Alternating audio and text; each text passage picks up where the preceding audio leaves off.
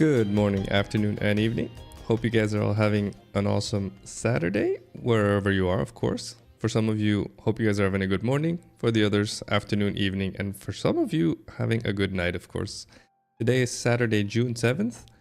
Fun fact about today, in 1929, Vatican City signed the Lateran Treaty, which apparently is what it's called, which made it an independent state.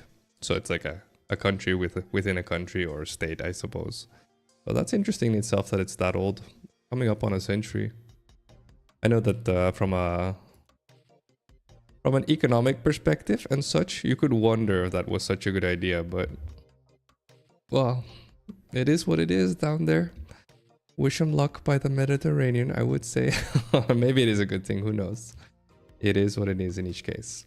Also, happy birthday Mr. Liam Neeson and Michael Cera, respectively 73 and 37 years old. I'll let you guys guess who's who, because to be fair, I find it quite impressive that man is 73 years old with the movies he still appears in, so that's phenomenal. And also Liam Neeson is pretty badass also. Alright. My question of the day is, how do you react to brutal honesty? I told Marcos I was gonna answer this question with him, and I will.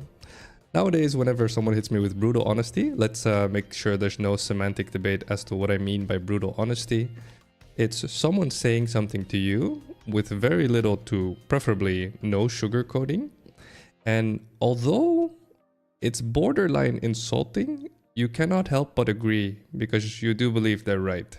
That's how I would define brutal honesty. So someone hits you saying something to you about you, where although it hurts to hear, you can't reject it either because you do know it's accurate. That's what I would consider brutal honesty. And so when someone hits me with something like that, nowadays I smile, which I'm very, very thankful for, because there's definitely been a very long part of my life, well, the biggest part of my life, so up to like probably 7-8 years ago, I would feel very, very uncomfortable because, you know, it's a confrontation about the fact that you're not perfect, which is an illusion that I think most of us would like to uphold. And I think once you let go of that, that's a really big deal. And so brutal honesty, now I smile because I realize whenever someone hits me with that, that is, whether I like it or not, a form of affection, a form of love. Because, you know, you could argue if they knew this about me and they didn't say anything, that's worse, right? And so that's a good example. And so I'll use Marcos here. Marcos, T-Mark in chat, he's here right now. Whenever I ask you guys on Discord, hey, if you do, is there anything you guys would like to see on stream? Is there anything you would like to see for a YouTube video, etc.? There's a little category or little channel called feedback. Marcos has hit me with like literally walls of texts, and he starts the text like this. He starts by saying, okay, Phacil, I want you to know, I truly want you to know that everything I'm about to say comes from a place of love. And honestly, he didn't need to do all that sugarcoating, because what follows after that is, this sucks, Phacil, that needs to be better, I don't like this color, why, what was it, why do you have no rounded corners in your stream? There was a bunch of things he hit me with, and all of it I absolutely loved feedback wise. And so this is kind of where I'm like, the thing about brutal honesty is that it's efficient, and if you just remember that someone knowing all of this about you and giving it to you, you should just adore them for the fact that they took the time, right? And so, of course, that's not necessarily your first instinct, but there you go. We'll see how you guys answer the question of the day.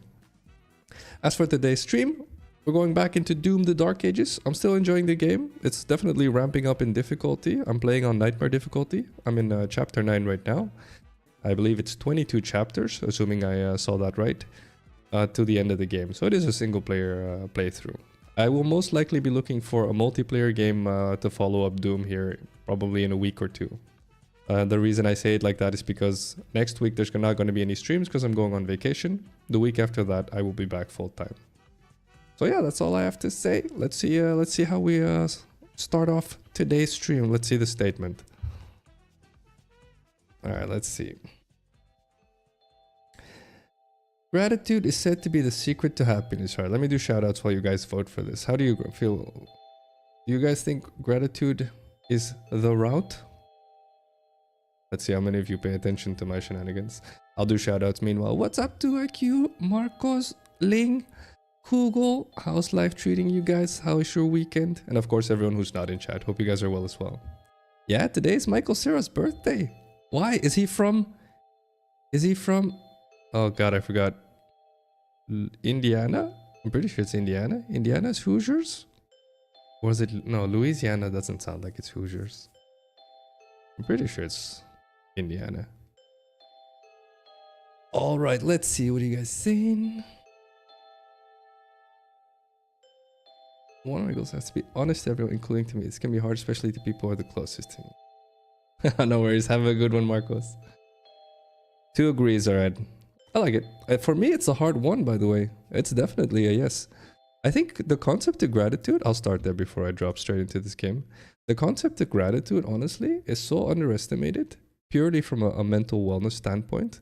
So, you know, I probably have 100 quotes in the famous quote generators that says something along these lines, which basically is, like, if you accept, it's not about achieving what you want, it's about appreciating what you have. That is literally life in a nutshell, assuming you want to go through life happy. If you get that down, you're good to go, because then you're already done, technically.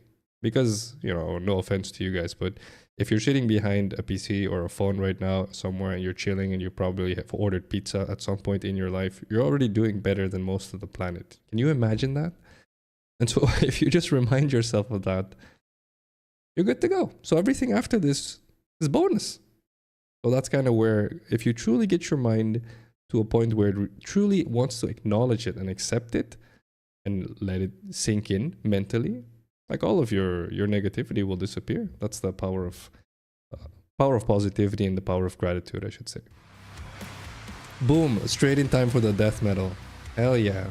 Let's get in there. All right, let's see. How you guys doing?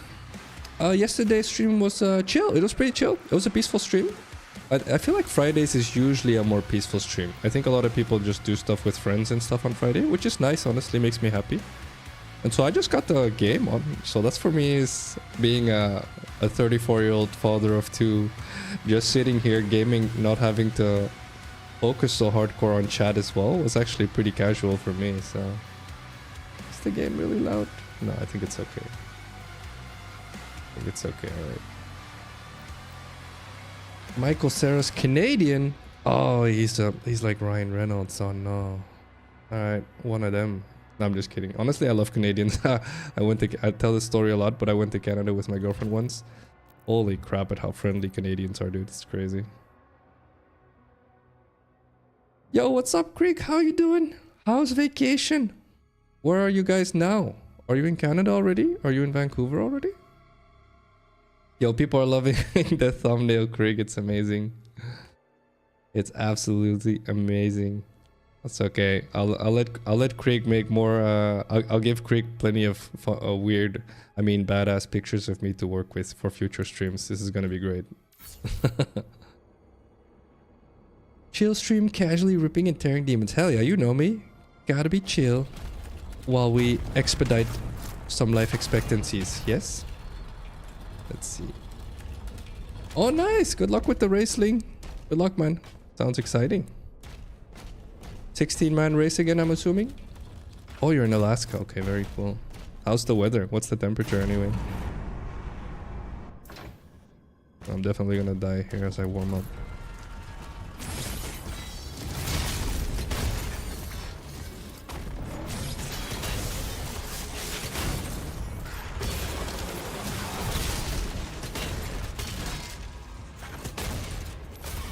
Good start.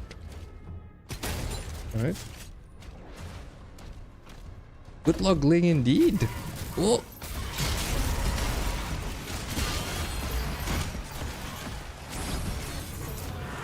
Oh, come on.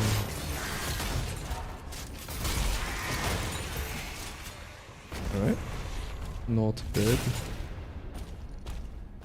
Not sure what we're racing, but most likely... Oh, it's a big race. 24:35? That's pretty big. Good luck, man. Get in there.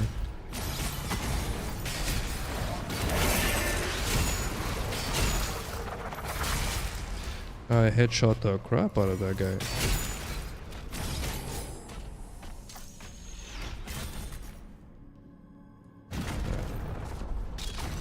Not sure. Let's see. Did a bus tour at Denali Park. Nice. I've actually never heard of Denali. What is it? Is it like a lot of nature, or is it more rocks? Or sorry, is it a lot of trees or more rocks? What type of park is it? It has a mountain. Okay. Only seen at all by 30%. Wow, that's big then. That's really big. Holy crap. This is another tranquility quote by Lao Tzu, which is always good, always accurate. Tranquility is the way.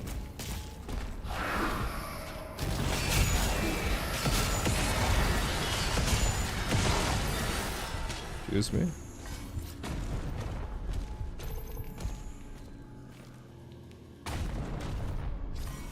Boreal first. Tundra type. Okay, yeah. That's pretty cool, honestly. Probably cold? Oh, oopsie. Right. Saw that coming. Alright, let me... Alaska's cold, right, Crit? Or no? I feel like Alaska's cold, at least. With my with a little bit of European knowledge I have.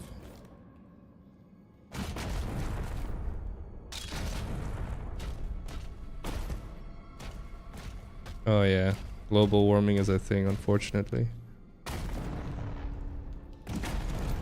That is spooky. What?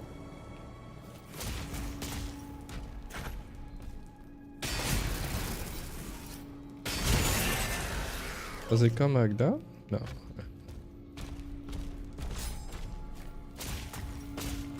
Minus 40. Dude. Oh, come on. Minus 40. Holy crap, dude. That's freeze your eyeball temperature. Oops.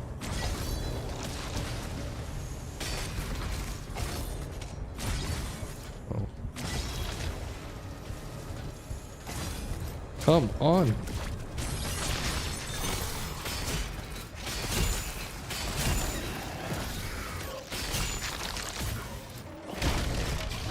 Yes, please.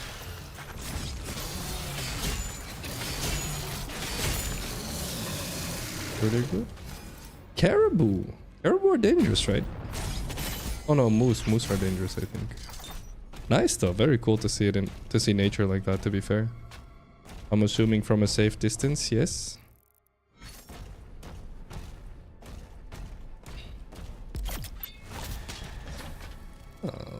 Upgrades? Can I do upgrades? Slows down time. Oh, that's a good hydration check. Thank you, Rental. Hello. I hear 2IQ's been doing his best to take care of you. I'm assuming you've been doing your best to make his life misery for it. As all good friendships work. Let's see. Moose more dangerous. Yeah, there we go. How are you doing, Rental? Let's see. You have any hobbies like music or sports, or a collector of anything? No, not really. Honestly, Ling, I'm pretty much a workaholic. I'll be honest. So it's I'm either being a nurse, being a dad, or being a content creator or slash streamer at this point, and that fills up my day. So I suppose that's my hobby.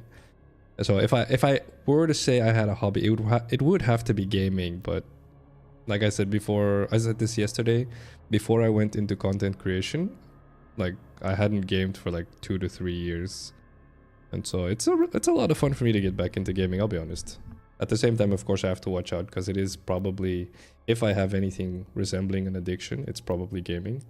So I make sure I don't, you know, get to a point where I'm just gaming. I game whenever, like, I'm here with you guys hanging out, basically. How come? What do you do other than sim racing? Let's see. Slows time. Picking up impaler ammo dropped as a result of your melee attacks. Empowers your next shot. That sounds crazy. Is it though? Melee strikes now build and maintain charge.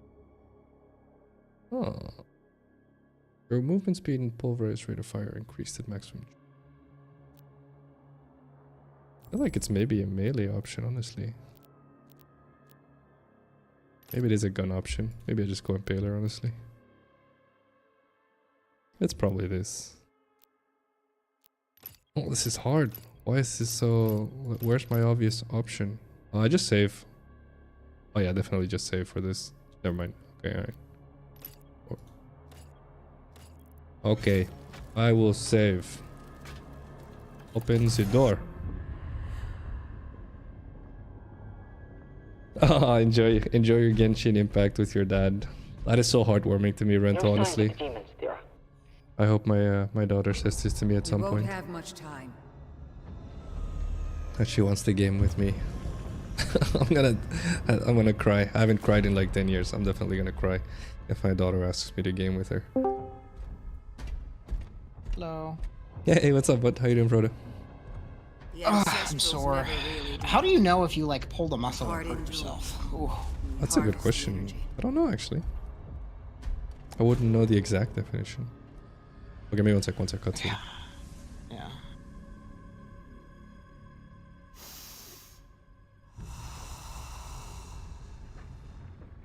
Svara. Nim unvek anme. Vesekwe. Svara. Nim unvek anme. Vesekwe.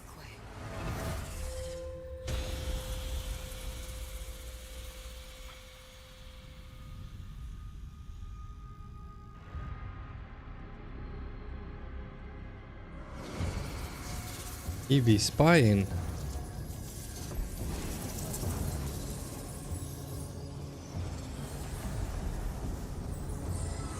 I don't know that I pulled a muscle. Maybe I just worked myself too hard. I got on a crunch machine today, and I couldn't even do one. Like I tried it's to do hard to one, say. and then it hurt so But bad. it doesn't necessarily mean you pulled a muscle though, right? It just means it could be just overworked, but I don't know. Yeah, I don't know if you should ask Physio Mage. He's literally studying for those definitions or for those for that knowledge. Because I was supposed to do back and core today, and I tried to do some core, and I was just like, I'm just gonna do some body weight core exercises at home because I couldn't do any weighted like resistance training on my abs today. It was Probably watch out then. And I did core like 3 days ago. I figured I would have been good by now, but I don't know. A lot of other exercises involve the use of your core, so technically you're kind of always training it a little bit. Maybe I should just ignore core until I've dropped 40 pounds or something, and then actually start doing core focus days. Make sure you're careful though. If you actually strain something or tear something, you're gonna go backwards. So it might be good to slow down. You might go faster slowing down, funny enough. Yeah, I'm not lifting heavy enough that I would be hurting myself yet. Like I've been out of shape for so long that benching a plate, 25 plate on each side is kind of hard for me right now. Yeah, definitely be careful then. Be careful. You gotta stay safe. Yeah. Like tearing something, like if you tear anything or injure something, then as silly as it sounds, you may feel like, you know, putting on more weight, going hard is always the best way. But honestly, then at that point you're going backwards. So it's better to just slow down now so you don't have to stop. Yeah, well, putting up more weight when you can't handle that weight is definitely dangerous. That's definitely dangerous. Yeah. I've been starting because I'm still trying to figure out like what my max I can do is. So I tend to start with warm-up sets like really low. Like even when benching, I will just bench the bar for like 5 reps or something like that, just as a starting warm-up, and then I'll add a plate and then. That's a good idea. That's a good idea, honestly. Give me one sec to answer chat. Let's see. I like big cars, fan of music, like the vinyl records. Okay. Big music, man. We're streaming right now. Yeah. Yes, sir. Doom, the Dark Ages. Fishing. Oh, very nice. Fishing it's a long time since I heard someone say fishing. I like that. That's a very tranquil, very soothing hobby. You do it alone or you do it with family, Ling? I believe it will happen, Rental says. Alright, fair enough. This is a good answer, Rento. I like it. Thank you so much. You should definitely smile whenever someone hits you with brutal honesty. But make sure you also... Like, I used... The way I defined brutal honesty is someone hitting you with something about you that you agree with, although it hurts, right? So all of those together is what I would consider brutal honesty. So definitely, make sure you smile and laugh. Let it sink in, though. You probably should do something with it. Your quote popped into the screen, Frodo, by pure coincidence. 300 quotes and it's you. The What? odds. The true power of the double-edged sickle, it's a Helldivers 2 quote, is the maximum voice lines per second. Yes. Let's see. Craig says even lightweights can injure small muscles if bad form, particularly rotator cuff injury, but others too. Oh yeah. Yeah.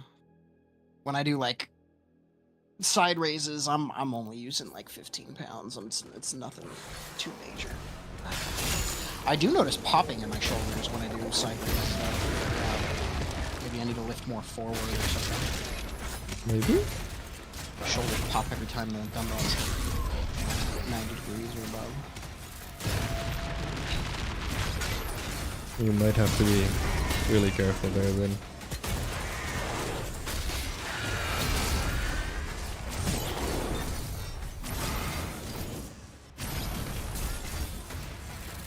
Morale, dude. Where's all the other demons?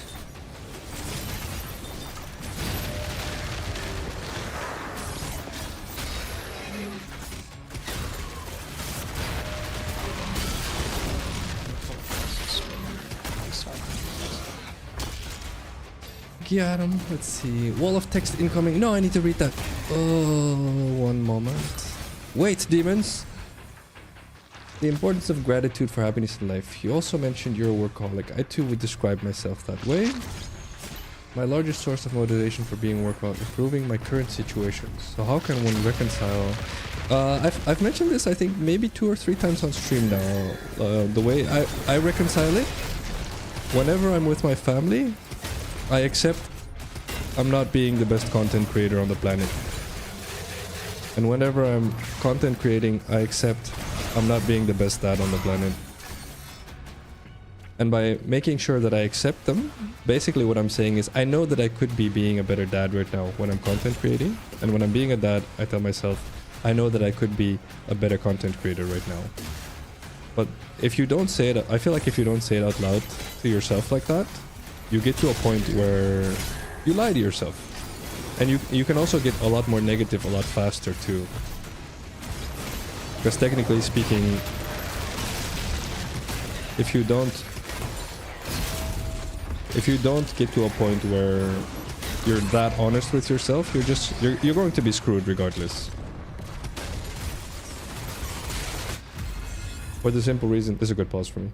For the simple reason that if you don't find a way to find comfort in the fact that you're never going to get everything you want, right? Unless you, unless you only have one thing, but now it gets complicated. There's a lot of psychological and psychiatric talks about this. If you're someone who's single, you don't have a family, you don't want a family, you don't want kids, then yes. And then let's say, for example, you want to go into content creation, you're going to be one of the best content creators on the planet, 100%. But, it's a very big but, okay? But, you're going to be lonely. Right? Because that's the price you're paying. You're literally saying, I want to do this to the best of my ability and give it my all. So in turn, you're not going to have the other things. Right? So that's the price you're going to have to pay for it. And so that's kind of where you use the word reconcile. And that is probably the right word for it. So if you have multiple things you want and they do not align, you have to ask yourself if both of them offer you something you want. And if they do, that means you don't want to let go of either. And if you don't want to let go of either, then you have no choice but to accept that at best, at both of them, you'll be pretty good. But you will never be the peak performer in whatever it is you're doing. Because you have multiple things. And honestly, if you ask me, that's completely fine and probably more healthy. right? And so, you know, we could go into really big debates. You know, there's people that say they don't want kids because they want to have the best career they could have, and they want to have their super yacht, and they want to have their jet, and they want to have... And so if that's the life you want, then yes, you're going to have to sacrifice not have kids, not have a family, not have a... You're gonna have to. Like, I know people that are like, no, I know people that are super successful and have kids. It's like, yeah, but I also know those same people, and the problem is that technically they're not raising their kids, right? And so it's a very brutal standpoint, and I'm not saying it's that black and white. I'm saying that for every minute you spend on one thing, it's a minute you're not spending on the other. That's all I'm saying, right? And so that's kind of where the reconciliation comes from, you accepting you're never going to be the best at both. Or 3, or how many of our other topics you have that you want to be good at. I hope that helps you out, Google. Let's see. You fish with friends, Ling? That's awesome. Streaming has also been another of my hobbies. Oh, nice.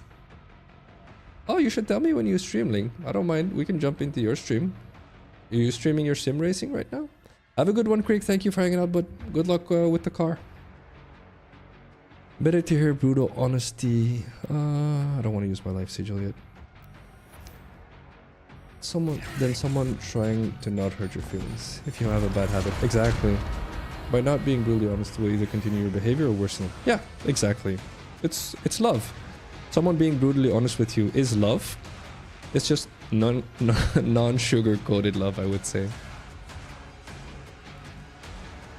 Let's see. Alright, let's see if we can get it done.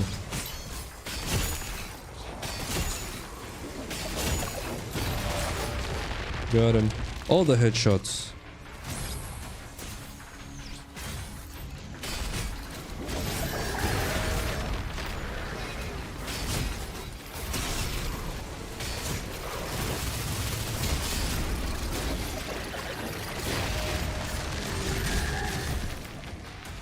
No.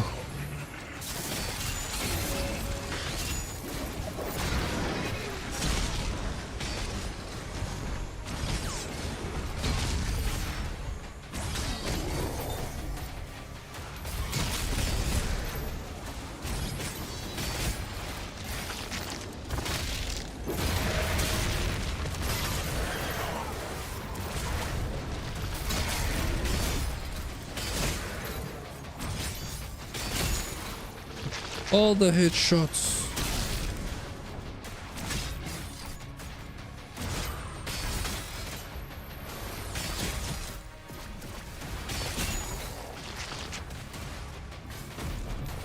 I need that purple bar to empty. What difficulty are you playing? Nightmare. Nice. I started my playthrough on Nice. saw the finish.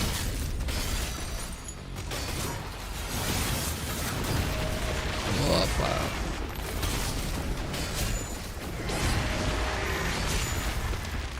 Peace. Oh, got him.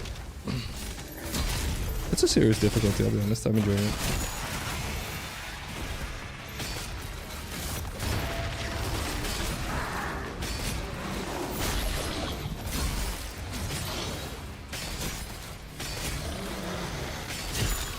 Got him. Where's leader man?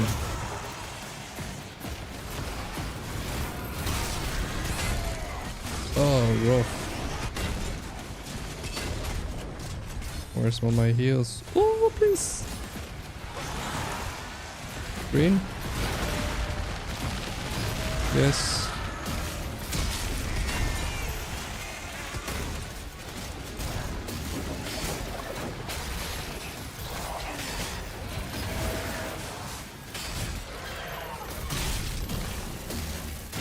Bury that.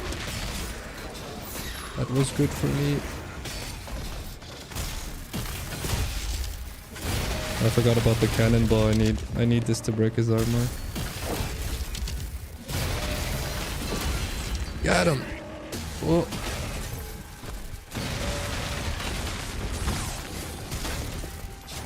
This guy's so rough, honestly.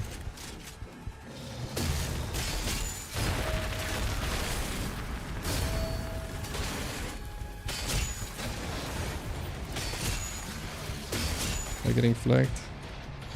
Oh, got him. Oh, there we go. Maximum ammo. Heal. Haven't been streaming because I've been sick. Okay, alright. No worries. Let me know. Yeah, I think you joined. Yeah, actually, you joined the Discord yesterday, I think. Let me know on Discord if you ever want me to raid you, Ling. No worries. We do our best to take care of each other. That's the idea. Much appreciated, Kugel. I tried. Thank you for the compliment. 33%. I found absolutely nothing. Okay, alright. There's a lot there. What the heck, alright. What does Robert Collier say? Yes. This is I'll do a quick talk here because I know Kugel's kind of loved this with the way he answered the question of the day. See, I was talking about you will at best be pretty good at what you do. The reason why I said it like that is because if you just accept that being the best at anything means you need to do a lot of repetition. Like a lot of repetition, right? And so if you guys want a fun fact, I think I talked to Craig about this. I got asked, so how many, like, when would you consider yourself a successful streamer or a non-successful streamer or a successful YouTuber or non-successful? And someone once asked me this. I think Sakura asked me this as well. That's the guy that got me into content creation. And I said, I told myself I would do at least 500 long form videos or 500 streams. And then I'll evaluate where I see myself. And so it's been a year, and this is stream 100 and something, 180, something like that. And so I'm not even halfway yet.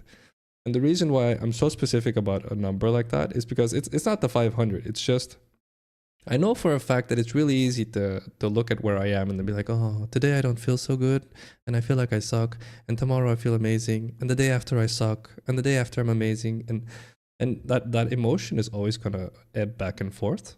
And so the art to it is understanding you have to wait, you have to get past the whole Dunning-Kruger, right? You have to get past the whole, like, understanding that without insane amounts of repetition, it's almost impossible for you to truly know where you are and who you are. And so the art is repetition, repetition, repetition, but not blind repetition. After every rep, you check, am I still doing this right? Do I feel like there's something I could do better? And the moment you feel like the answer to that is yes, you modify it. And then you do that. In my case, I told myself about 500 streams, and then I'd be like, so do I consider myself successful? Right? And the beauty is, at this point, honestly, I consider myself successful already because I have a really good bond with a lot of you guys. I've had a lot of people send me very kind private messages in Discord and comments on YouTube and you name it. But the reality of it is that I know for a fact there's so much left to grow. There's so much left to do. And so, yeah, Robert Collier is very right. Make sure you guys get the reps in both. It's the same for me as a dad, by the way. So as a dad, I do my best, when I hang out with my daughter, who's almost 4, and my boy, he's 18 months, he's 1.5.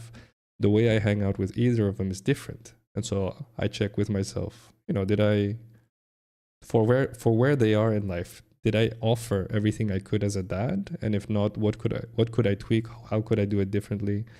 There's a fun app called Baby Sparks where they give you modified exercises for kids at specific ages. So there's a lot of things you can do in life, but all of it comes down to repetition and evaluation. And then at that point, congrats, if you ask me. At that point, you are living life to the fullest, in my opinion, of course. The Forsaken Plains? Ripped and torn. Very gored. Hell. Okay. Okay, alright, will do. Thank you, Google. I appreciate you, bud. I feel like I need to start hiring you guys to make some shorts. Let me think about that idea. It's a good idea. Healthy shoulders. Did these sound appealing? Edit them or just like... Oh no, that's what I would talk about with people. But it needs to be obviously people that enjoy doing it. I don't want people to do work that they don't like. Drink water, guys. Oh, no worries, Ling. I appreciate you. Good luck, man. Get in there. No harm must come to her. Get the right lines. they say. She is the heart of Argent. Drink water, by the way. Then why didn't she use her sorcery against us? The true scope of that human's power is unknown to her. She is the heart of Argent. Ceremony. It must take place in my world. I appreciate you, Rental. Thank you.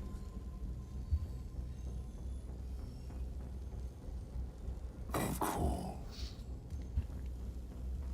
The heart is found. Now give to me what is owed. About to kill her.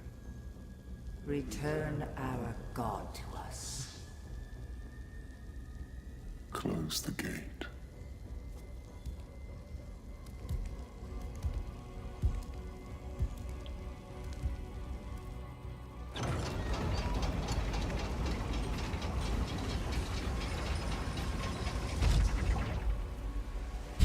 The upside down coffin.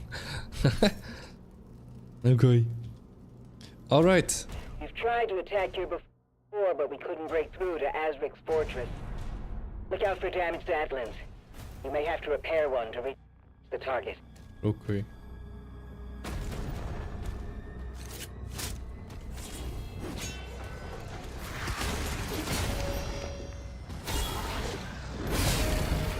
Get meddled.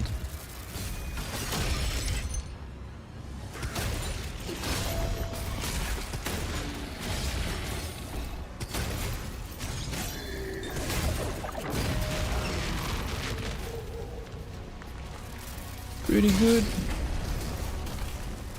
Oh.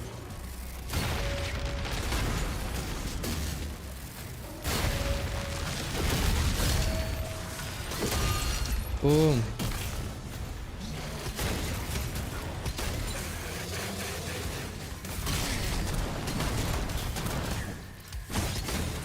Whoa, he has metal. That's complicated. Cause that dude is nasty.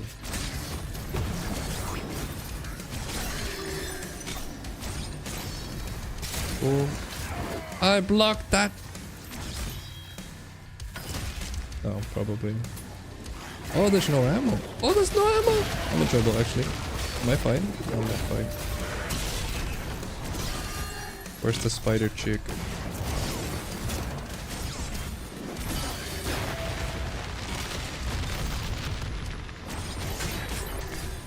Alright, so far so good.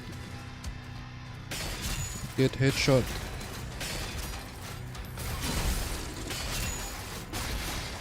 Oh yes. The P in Phacil stands for Barry. Hell yeah! I love the support. It doesn't feel true at all, but it does feel cool. It does feel really cool. Ooh. Is that a rocket launcher? No! The rocket launcher was my favorite Quake 3 weapon. Please tell me this is the best gun in the game.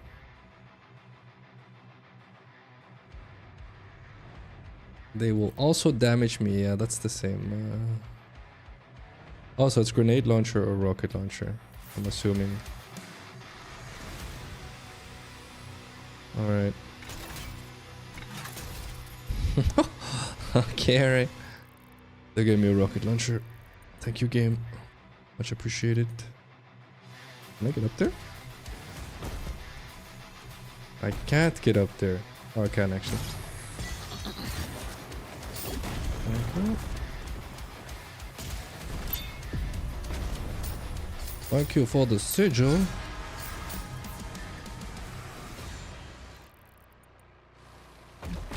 Let's see. I'm doing my best, guys. Doing my best. Get rocketed. Wow, the rocket launcher is...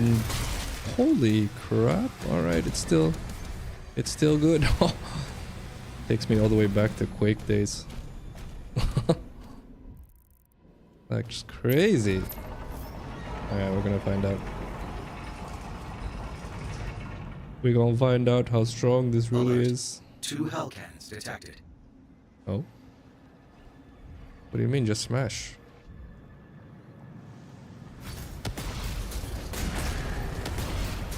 2 shots?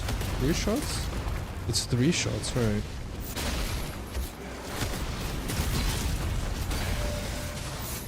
Oh.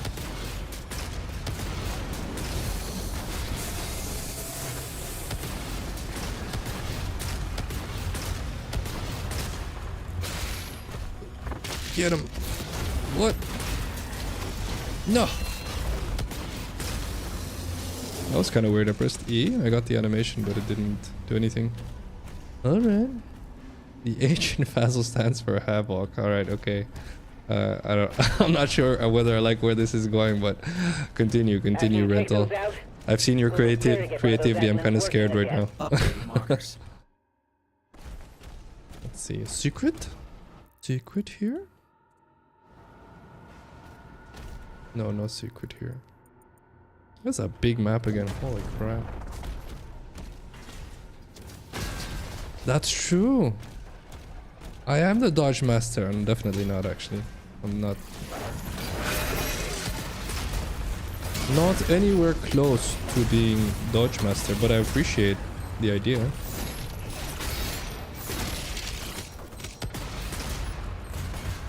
Pretty good, honestly. It still feels like an actual rocket launcher. That's dope.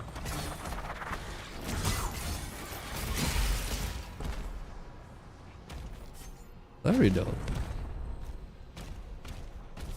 Oh?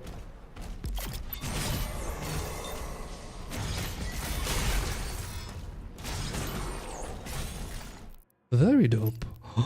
What does the rocket launcher have? Parrying a hell surge attacks temporarily causes self-damage to heal you? No! I feel like I need to get this. That's crazy. Oh, it lasts longer. Wow. Whoa, so you can just parry and then blow yourself up for heals? That is the nuts. How is that a thing? Maybe I get the parry thing though. I feel like the parrying is a big deal. Ah, whatever. I'm going for the heals. I feel like I need the heals. The A in Phacil is avoiding damage. Alright. Alright, a little bit extra there. I have to disagree. I have several clips that prove otherwise. Okay, maybe. I do feel like destroyers can be very kind to me when they're not decimating me. What was that?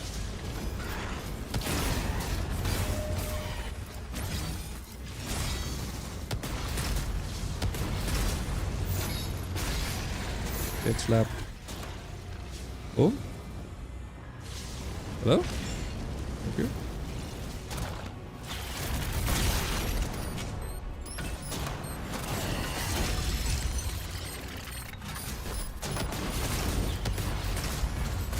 Get him.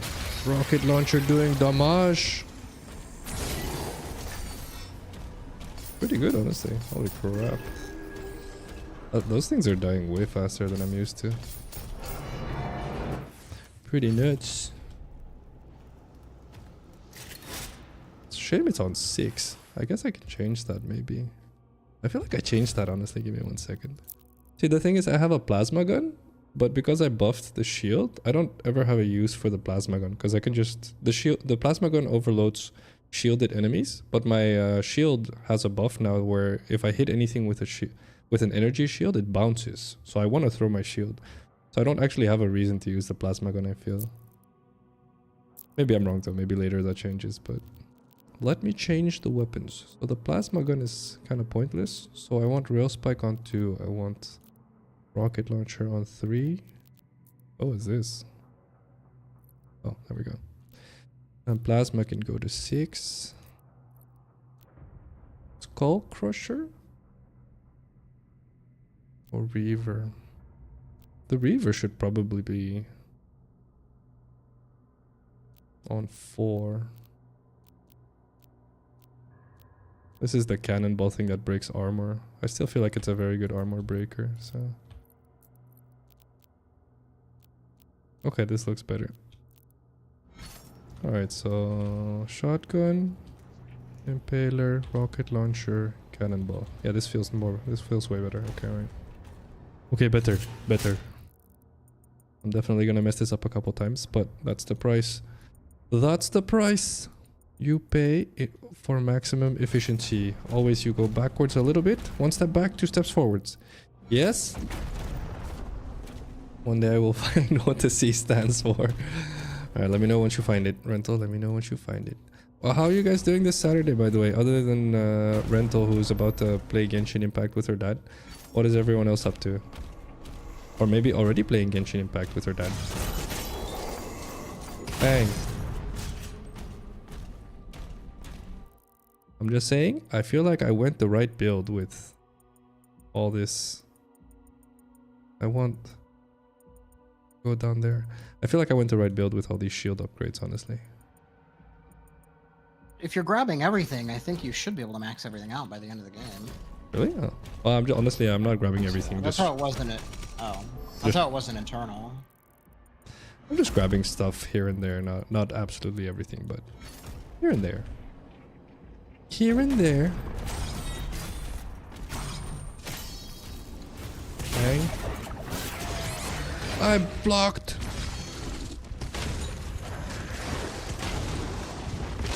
Got her.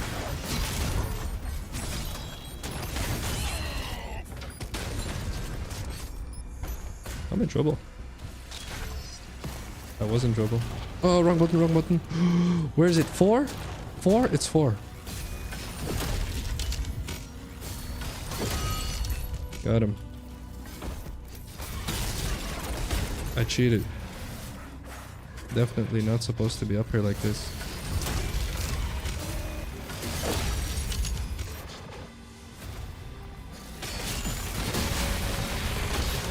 I jumped back down because I'm a noob. I wanted that kill too bad. Whatever, it's fine. Can I not climb there? I should be able to climb there. Alright, let's see. Already done Genshin with him. Has a solo story stuff to do. Okay, alright. Currently watching, figure out who is in his main team. No worries. Alright. I feel like you're really I feel like out of all the people enjoying the Minecraft server, you're probably at the top, Rental. Is there anything else you would like in the server? I know Big Boy Eski is very reachable, so of course you can just tell him as well. But if anything, I'll send him a message. Anything you think people would enjoy as well, of course. Don't be too selfish, but you can be a little bit selfish. That's okay. All right, where do we go? Is there anything down here? How do we get in there? How do we... Oh, we go around. Okay. No, leader detected. Gangnam Style time.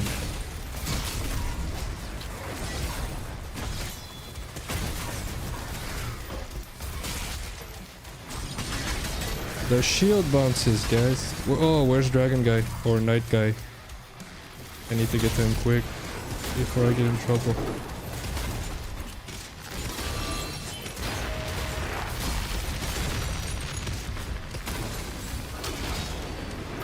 Oh.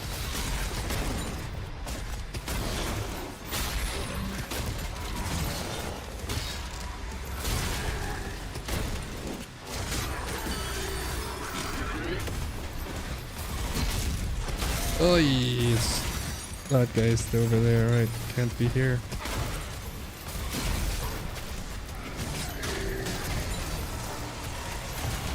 I'm dead. Very close, actually. I need the purple thing to be empty. Alright, kill the leader. Please.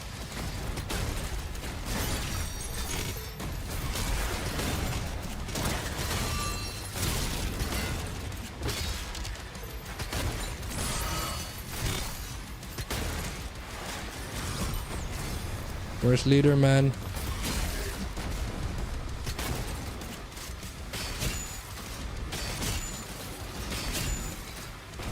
Get headshot, scrub it up.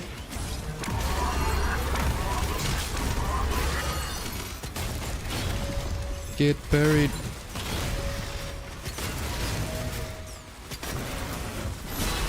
Need to kill that other thing.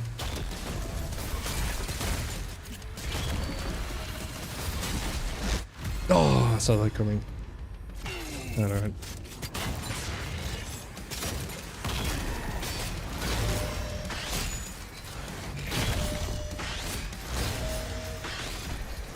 No, please! Got him.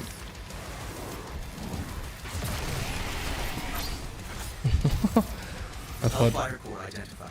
Destroy it to disable. I thought he was getting away. Let's see. Other than complete dominance over the world, tree chopper data pack. You've asked him for this, I think, right, Rento? The tree chopper one? We've established a voting method for add-on suggestions. Wow, okay, that's very cool. I missed that, actually. I wonder if there's a do mod where instead of do you want to revive, it's just a PNG of Jesus. Wow. If there's not, I'm pretty sure someone could make it. Most likely. Most likely. Where do I go from here? The tree chopper data pack is just so the trees disintegrate when you chop down the bottom part, right? I feel like that's a good quality of life thing. It also is relatively realistic, I suppose, for those who appreciate realism in a game like Minecraft. But yeah, I guess we're going over there.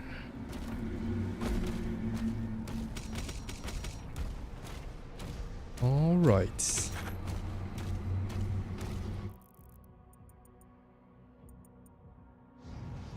Oh, I need a key. Bammer.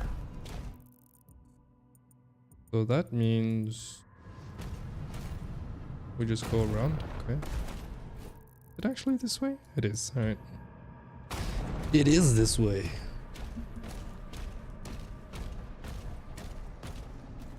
Helps with the time for everyone. I noticed the others barely go past 2 hours playtime, except on weekends. Okay, right. Well, to be fair, you're pretty hardcore, so you have to remember you're not the standard Rental. And 2 hours is still fun, so you gotta give them that much. But I do think you're right, though. I think if you give people a bit more quality of life farm-wise and stuff, it gives people more time to do stuff together socially and stuff, so... Or things more together that are more social and such, so... I'll definitely agree there.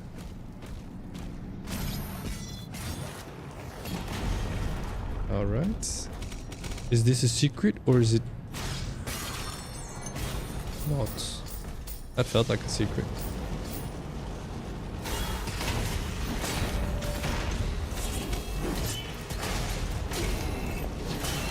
Oh, I'm screwed. Oh.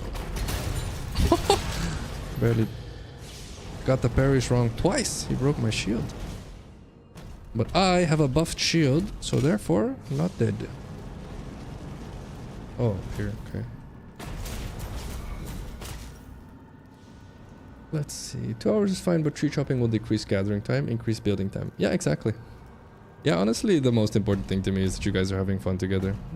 So I'll agree that, you know, obviously for some people gathering is a lot of fun as well, but I think hanging out with people that are like-minded and just fun to hang out with is the most important part. So probably take it off of gathering time. Put it into quality time with friends. Would be my guess.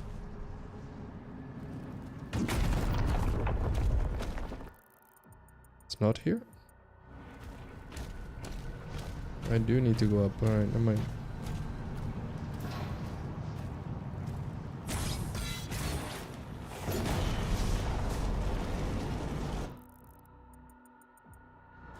How do I get all the way up?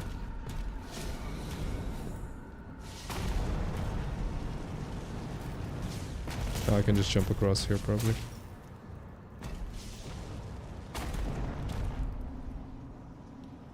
Can I get there? No. I feel like that is... What kind of bait is that? Can we...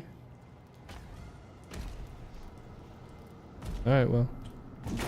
Grabbing key. Bring it in.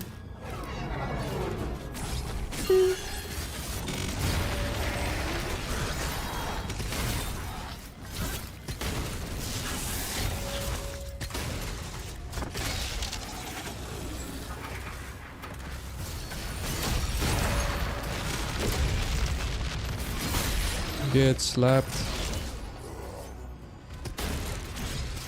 Okay, bye.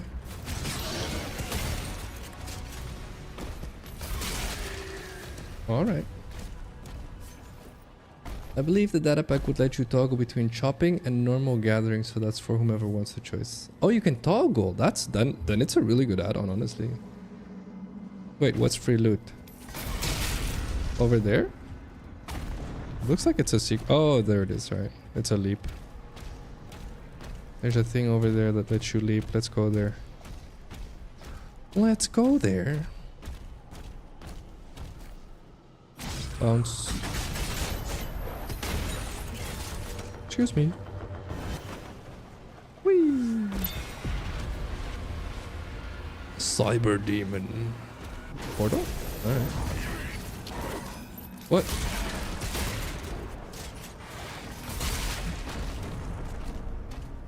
Took me straight to the secret area. Wow.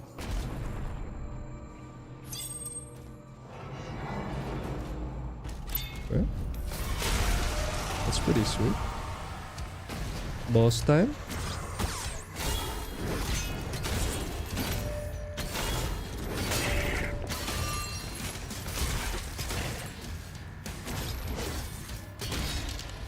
Okay.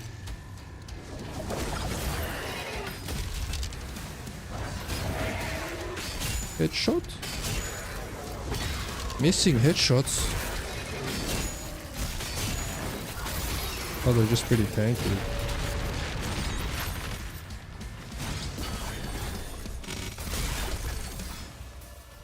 Alrighty.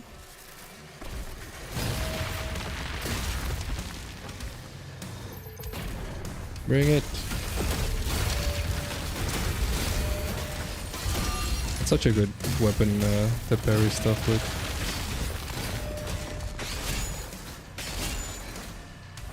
Because it instantly charges it whenever you parry. Oh.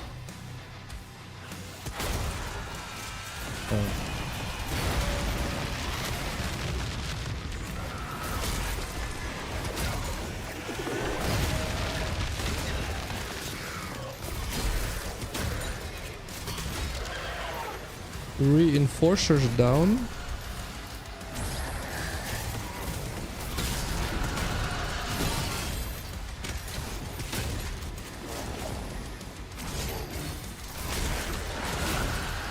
Oh, it's one of these. Alright. Come on, big boy. I messed up? No, I didn't. Right. Come on. Let me break your armor.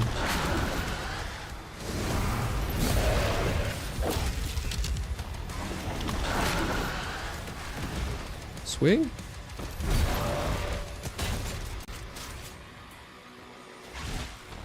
Probably go rocket launcher, honestly.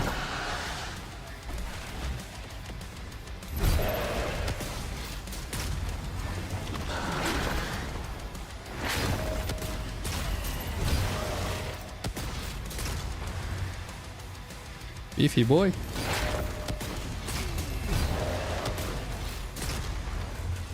How are you still up, dude?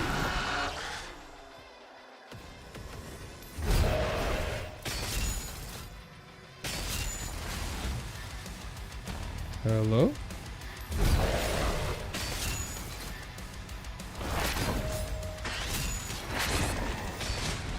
Okay.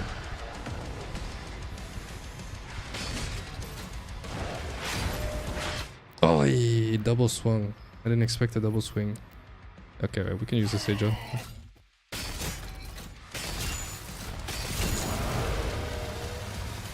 Did it? I was so close to. Cool boss though. Let's see.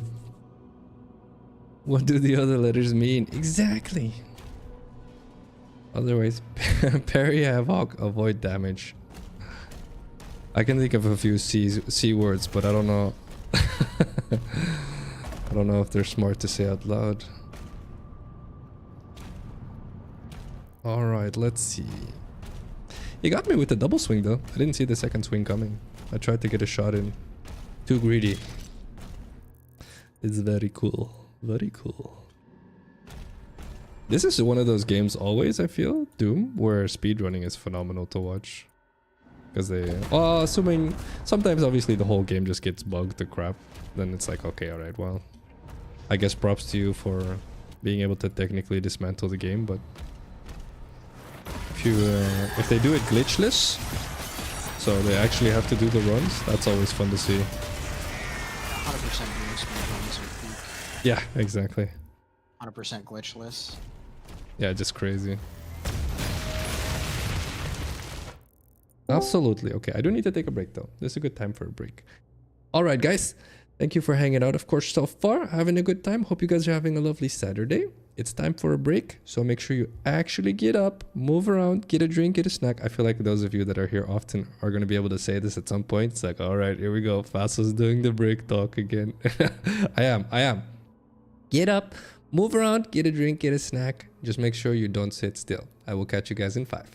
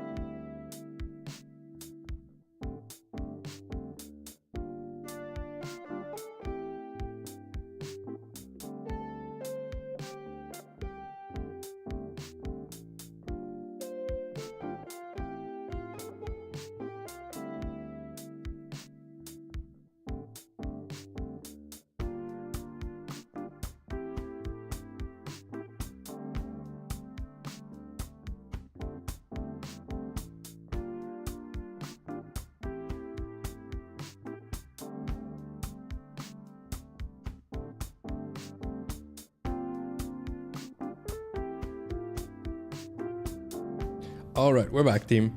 We are back. I feel like I don't talk about medical stuff very often anymore. Maybe a really fun fact again, because it's been a while since I've said this, is actually that sitting still, or maybe the better way to phrase it is having an office job is actually one of the craziest, dangerous things for your health in life. Like, for example, an airplane, like if you go on a long plane if you go on vacation to a faraway country and you have to sit still on a plane for a long time, that's actually one of the most, maybe the most, I think one of the most, but it's definitely up there, reasons for something called deep vein thrombosis, which is basically where you get a really big blood clot in your leg because you were sitting still for so long. And your body is actually designed to be moving around. So there's normally the muscles in your legs help the blood move up back to your heart. And so when you're sitting still for that long, it's basically your body malfunctioning, which can have life-ending consequences. So that gives you an idea of how bad it is to sit still. If you're ever worried about what you should do, make sure you think about it while you move around. Which is also why a lot of people, when they go for walks, that's usually when they, when people go for walks, oftentimes their mind is very productive. Your brain is like, oh, actually,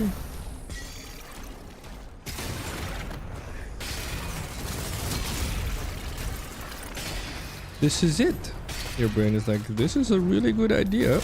And the reason why, most likely, but this is a hypothesis, I think it's accurate, is that when you're moving around, your blood flows a lot better throughout your body, and that includes your brain, of course. And so you're therefore more cognitively available, we'll call it that. Thank you for the hydration check, Stern. How you doing, bud? It's terrifying, but it's true, Kugo. I'm sorry. You should definitely. I'll give you guys a fun fact. I heard this stat. Drink water, by the way, guys. Fun fact. As a nurse, on an average shift, a nurse walks somewhere between 8 to 10,000 steps, okay? And that same study here in the Netherlands showed that on average, someone who worked an office job, they had 800 steps. But they move 1/10 less than an average nurse shift, okay? And so to give you, to put that in perspective, it's like other than going to the coffee machine and to the bathroom and such, basically you don't really move around if you have an office job, which is really, really dangerous for you from a physical health perspective. But make sure, whatever you do, you move around at least a little bit. Ah, I suck. I forgot to grab that thing. Do I go back for it, honestly, for the upgrade? Is there another one? I feel like I need to grab that. Okay, I'm definitely gonna go grab that. I will go grab it. I mean, I already killed the boss in there. I just forgot to grab it. I think it's down there. Can I get down there?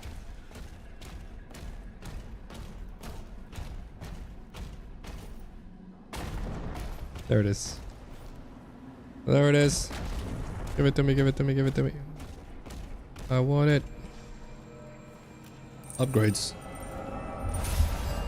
Yes, this means I can blow myself up with a rocket launcher now. Yes. After a parry, after a parry. Make sure I memorize that. After a parry. After parry, go boom booms. After parry, all the boom booms.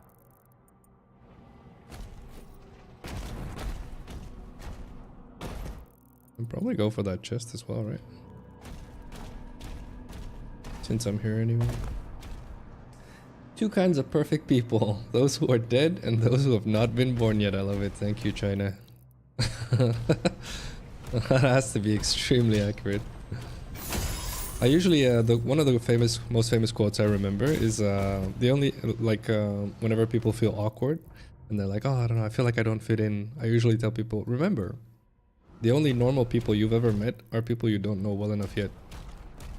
That's it. Everyone else, I promise. Everyone else. Super weird. Super weird. I'm gonna go this, honestly. I feel like I'm going full shield. I'm all in on the shield, I'll be honest. I'm all in on the shield. But where's my rocket launcher? Is it here? Here? Here? Here? Oh, it was gold. Ah, bummer. Alright, whatever. I'm all in on the shield. Do I have enough red? Super shotgun. Oh yeah, increased damage to armor. This is nice, actually.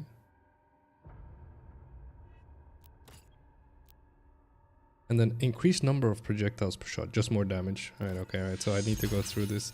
I was gonna, because I don't really care too much about the armor breaking, because I used the chain ball thing. But this is probably better. Alright then. We take a left. We take a left. No, we don't. Alright. No, we don't. What do you mean, no, we don't? How do I get in here then? Other side? This side? Oh yeah, okay. Or no? Alright, guess not. This is probably the last place I need to be at. Suppose. So I guess I just go for the next objective. Alright. I will do. I will do. Obviously, yeah, cool goal. Don't panic too much about the whole leg thing. But if you can, make sure you move around.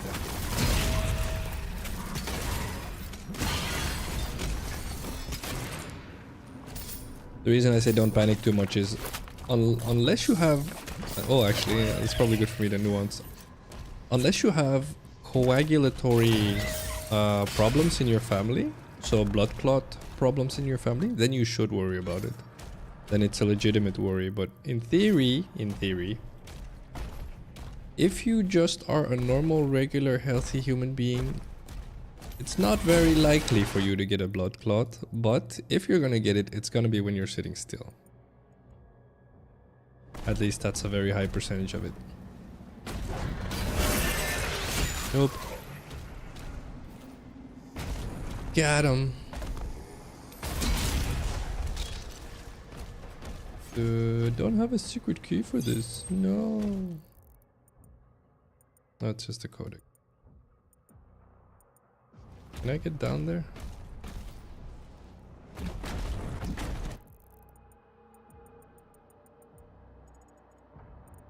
Not really.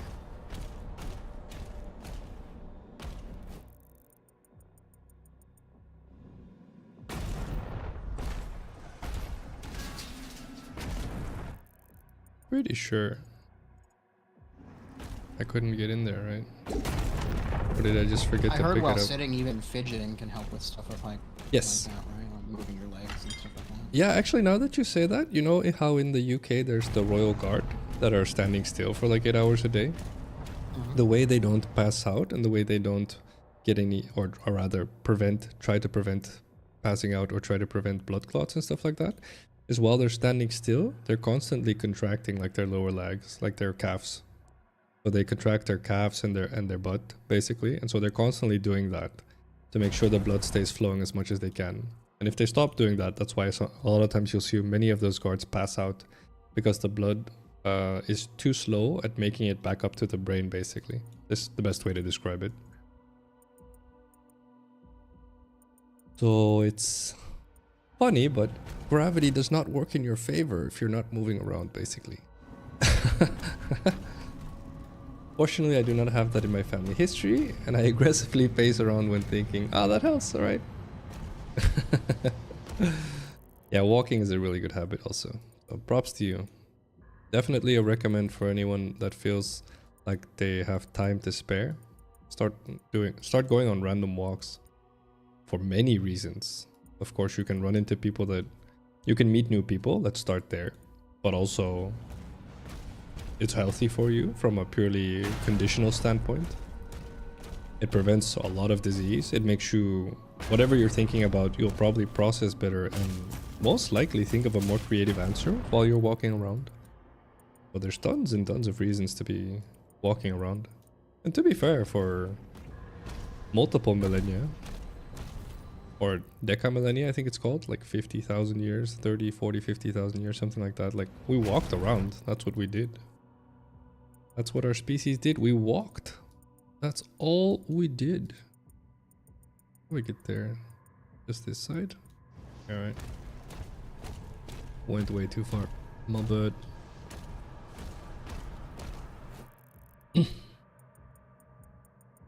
Still the right way? Yes. I do feel like I missed that last ruby thingamajiggy. How do I get up there anyway? Do I jump across somewhere? What's up here or something?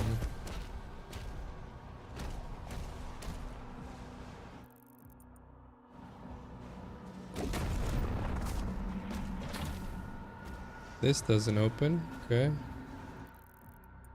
That doesn't go there. But it's behind here though. This is a proper secret. Via the cannon, maybe? Do we get on the cannon?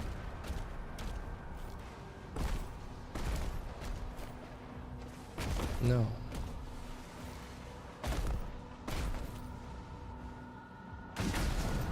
It does look like you're supposed to get on the cannon, right? Or the mech.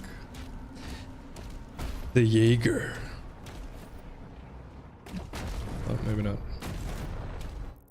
Alright, I give.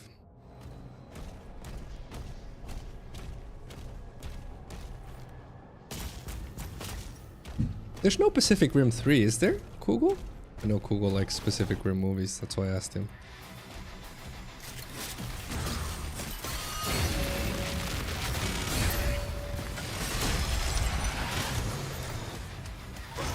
Oh, come on.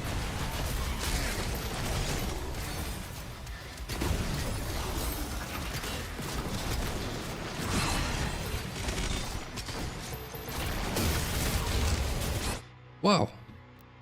I tried to charge out of that. That was a mistake. Alright, I can do better. There's an anime. Oh. I need to write that down. That's pretty cool. I will watch that anime.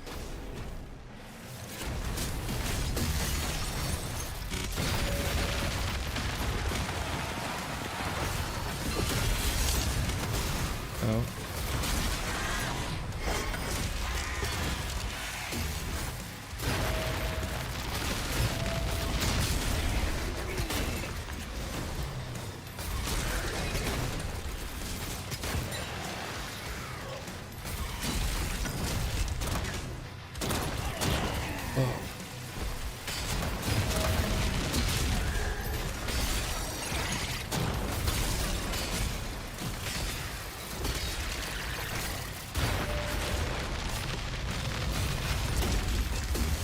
Oh, it's the boss. Bomber.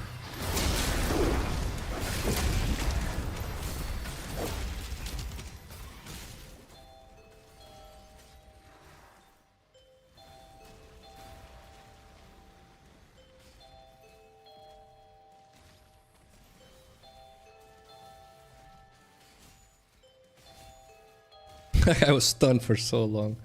The louder someone is about morality, the more you should ask what they're... Yes. Yes, definitely, if you ask me. I would say yes. Or as I prefer the quote, if you have your morals straight, you don't need to say anything. People can tell. Ooh, that was a nice headshot.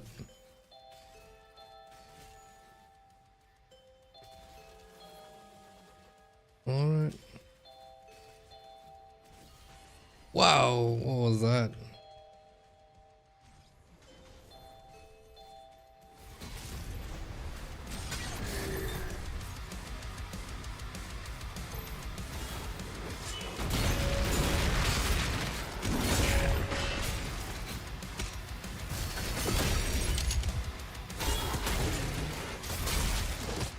No, come on. Yeah, okay, I'll use my last one. Oh, I killed him at the same time. I knew it too. Too much greed, Phacil. Alright, where's our big boy?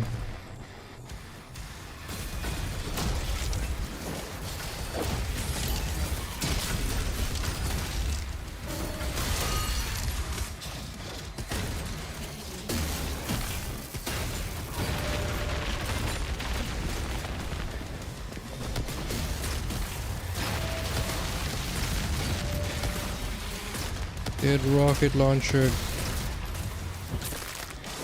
That does a lot of damage. Holy crap. Armor, yes!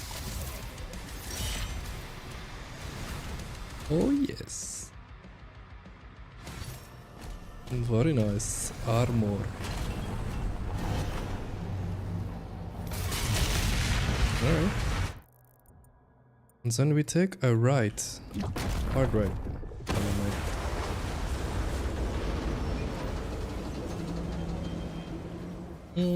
All Hellcats destroyed. Wait, let me answer chat. Oh, let's see. I only saw the first season so far, trying to watch with friends, but everyone's always busy. Yeah, that's what happens as you get older, Kugel. This is a fun fact. Whenever Sakura... The other day I was playing Chain together with Sakura, just because we didn't know what to play together. We hadn't gamed together in like 4 months. And so I was like, this is what happens if you don't make appointments. As you get older, everyone's life gets busier. And then if you're just like, oh, it's okay. We'll you know, I'm sure our schedules will align at some point. It's not going to happen. It's just not. So if you don't make an appointment, you just stop meeting up. Like it's the same with Susan, my art person. I try to meet up with her like once every 2 to 3 weeks. We play a little bit of Enshrouded together just to make sure we stay connected. But if we forget to plan an appointment, usually we're like 2-3 months in and then we're like, wait, what happened to Susan? It's just like, because that's just, I feel like that's everyone's life as you get older, basically. Am I correct in assuming you've seen both movies? If so, what did you think of the second one? No, I think I saw part of the second one. Like I was watching it and then I had to, like I watched the part of it and then it was late and I turned it off and I never finished watching it. So I never finished the second one. But the first one I really enjoyed, honestly. I don't know how people feel about the second one. How do you feel about the second one, Kugel?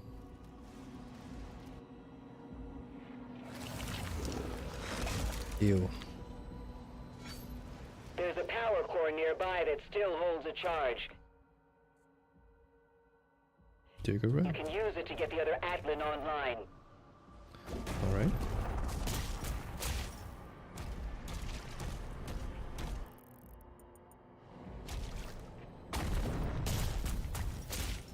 Let's... Ooh!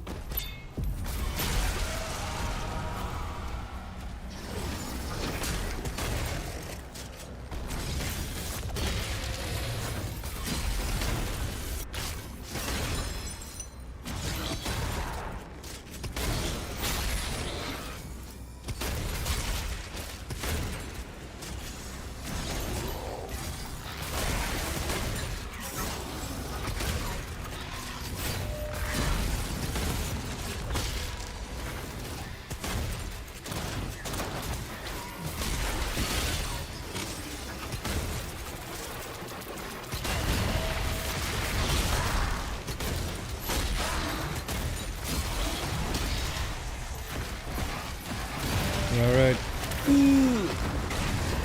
Saw that last hit coming.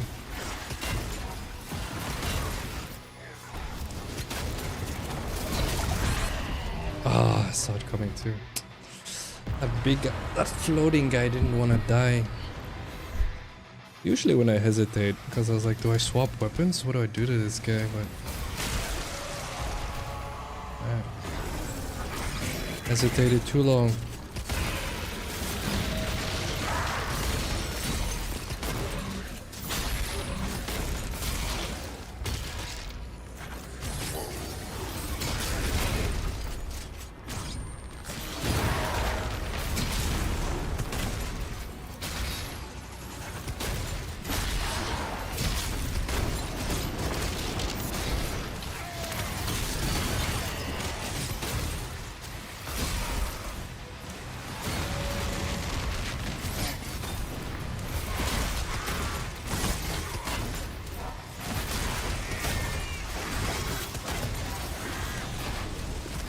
Alright, get him. That boss dude's annoying.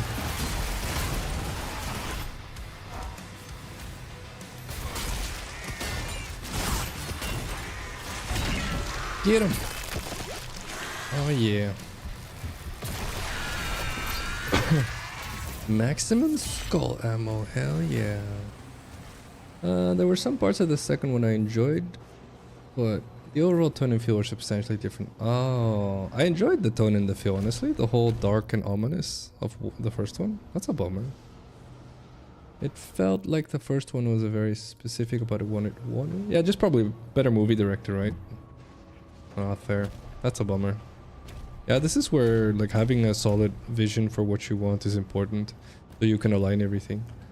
Like, to give you an example, the reason why I think vision is so important, like if you look at my stream, like I always try to have the same vision in mind, right? It's so repetitive, but it's always, I just want people to be happier so that, you know, when the day comes that they have to part from life, they can go with a smile. That's what I want. That's the goal. How do I get people to that point? And so I try to align everything I do in my life to that, because it makes me happy to achieve it as well. So like, I'm happy if you're happy, basically, which is selfish and noble at the same time. But so, like, for example, the raffle at the top here, if you look, oh, actually, let me, that's the reason I have this. This right here, the raffle up there, the thing is, I was like, should I, like, how, should I? And then I was like, well, on the one hand, it might induce a little bit of FOMO, which I don't like. I don't want people to feel like they're missing out on something. On the other hand, it's a really good way of giving back. And so right now I'm connecting everything so that whenever someone subs, a part of that sub money instantly goes back into the raffle as Oxy tokens, if you will. So like basically everything you guys do will go into that raffle, so that's my way of giving back, right? To show, like, in my opinion, you will always be happier giving than getting. And so it has to definitely be a balance. You can't only give, but you have to definitely commit to giving more than you might think. And so that's the whole vision thing. And so in theory, as you guys are watching me as a content creator, etc., as time passes, you'll notice me, you know, start doing a bunch of new stuff. But everything should align with that vision. And if it doesn't, definitely tell me. But the idea for me was that it aligned. The Minecraft server was basically me thinking, oh, I think people would enjoy that, hanging out with people that are like-minded, having a place to hang out other than Helldivers. And so I did that, right? And so, like, I thank Big Boy Esky so much for offering that, but like the whole vision has to be there. It has to line up. And I love Big Boy Esky, honestly. Like, I told Big Boy, I was like, I would love to help, because he knows how to set up servers. And then he was like, oh, honestly, I really enjoy what you're doing. I love your vision to how you do things, Phacil, so I will gladly do this for you for free. And so I was like, dude, I'll gladly pay you for it. Like, it's to me, this vision is worth investing in. And so this is the thing, and then you run into people that are like, yeah, we get that, Phacil, but we don't mind either, right? And so I'm super grateful for how the world is, honestly. So once again, I get proven right in that the world is a very, very kind and caring place. Just wonderful, honestly. Let's see, the CGI on the first one was damn near perfect. Yeah, it was. ILM is phenomenal, whereas I cannot say the same about the second, unfortunately. Yeah, that'll kill it. They probably just didn't have as good of a director, or maybe, I don't know, probably the vision was lacking, I will say. So everything else doesn't align either. They were probably trying to make a quick buck. I appreciate you, Google. Thank you. Thank you so much.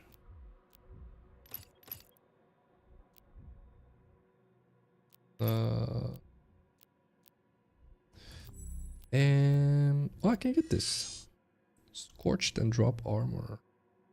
Oh, definitely all in on the shield. Hell yeah. All right, guess we're going boss time. Let's do. Ah, it's one of these. Bummer.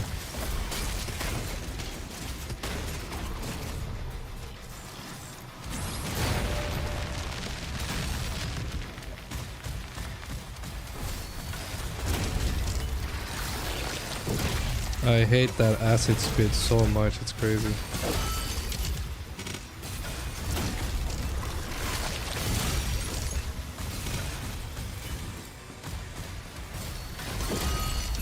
Get him.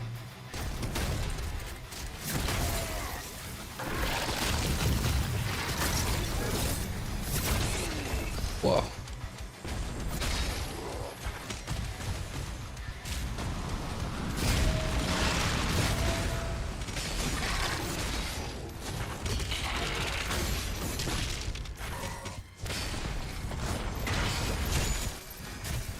Oh, please. I saw it coming too. I was like, oh, please let me charge, but no charge. Alright, we can start over on the boss, that's right. The cannonball's working very well, honestly. Wait.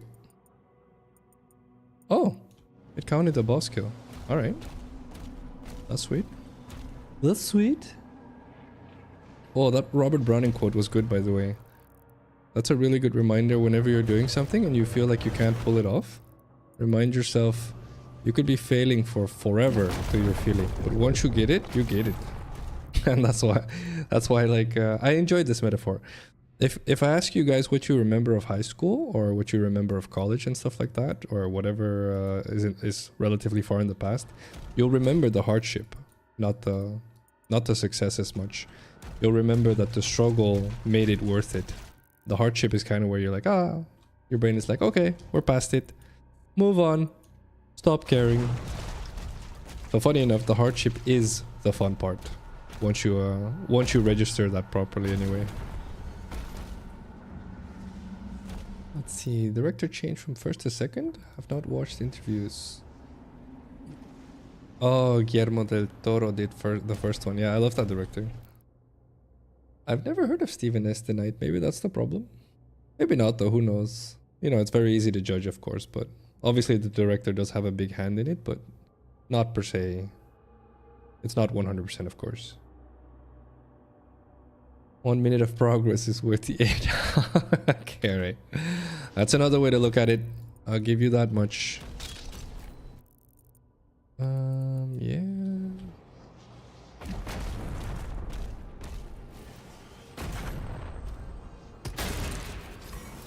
Why can I not? Can I not? Rude. I just want up there. Please. Please.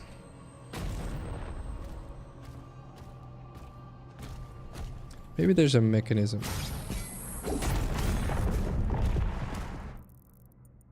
Okay, fine. I need to go all the way around. Is it that way? It was that way. Ah, whatever, we'll go this way. We'll go this way. Also, fun fact, at least I hope. ILM, who did the CGI for the first Pacific Rim, also did the CGI for the first Iron Man film. That is a very fun fact, actually.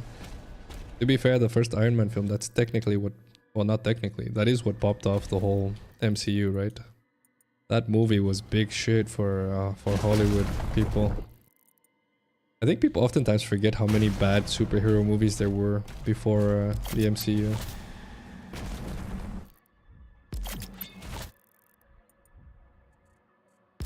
Very cool. Oh, it made me start all the way back there, actually. No, that makes more sense.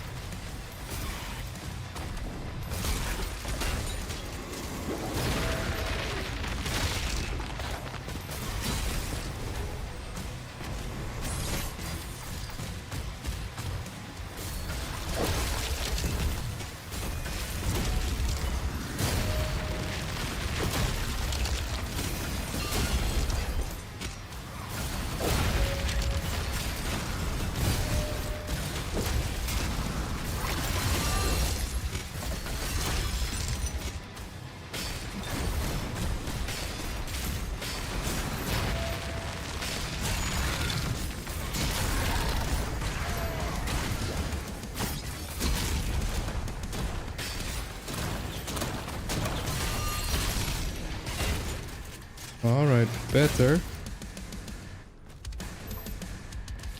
That went a lot better. Just had a conversation with one of my best friends about the hardship being fun. Yeah, exactly. That is all it is, honestly. Wow, this is new. What is this?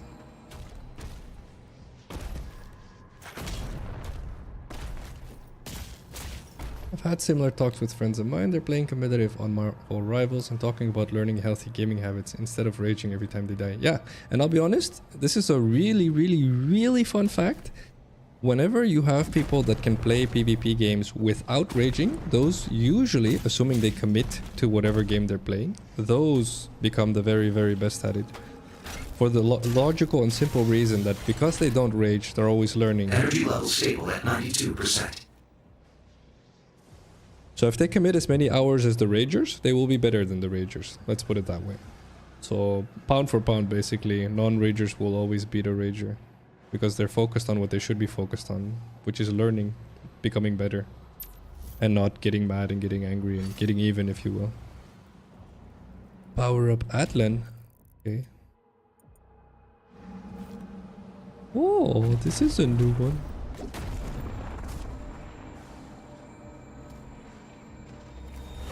What's this? A raid stone for upgrades. Okay. Okay. Oh wait, there's a... Whoa! Life sigil.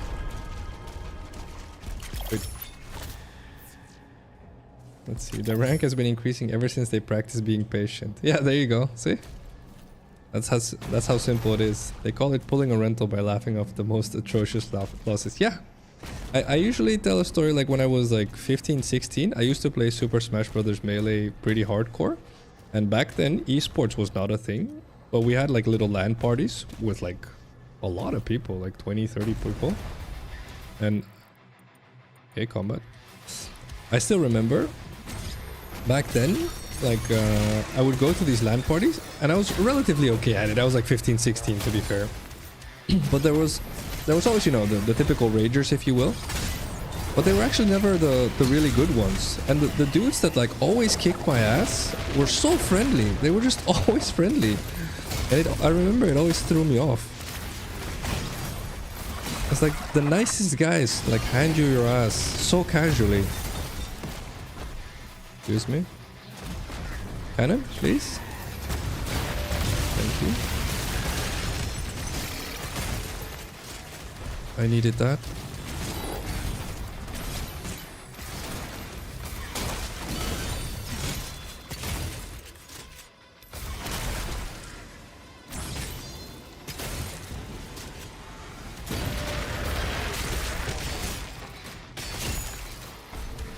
Better.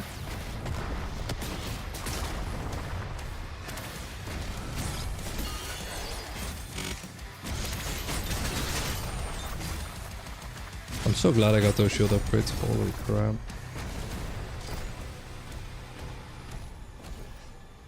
Let's see.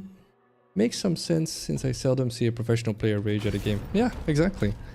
Well, think about it like this, right? Like another metaphor that's pretty common for people that play MMOs, massive multiplayer online role-playing games. Like whenever you play an MMO, oftentimes when people do end-game content, often referred to as raiding or raids, right? They turn on something called a DPS meter, which is basically like a measurement of how good you are as a player for a lot of people. Which it's not, but that's how a lot of people treat it. And so what's interesting about something like a DPS meter is, funny enough, if you don't have it, you perform better. And I usually tell people this and they're like, I don't believe that, that's not true. It's like, no, don't get me wrong.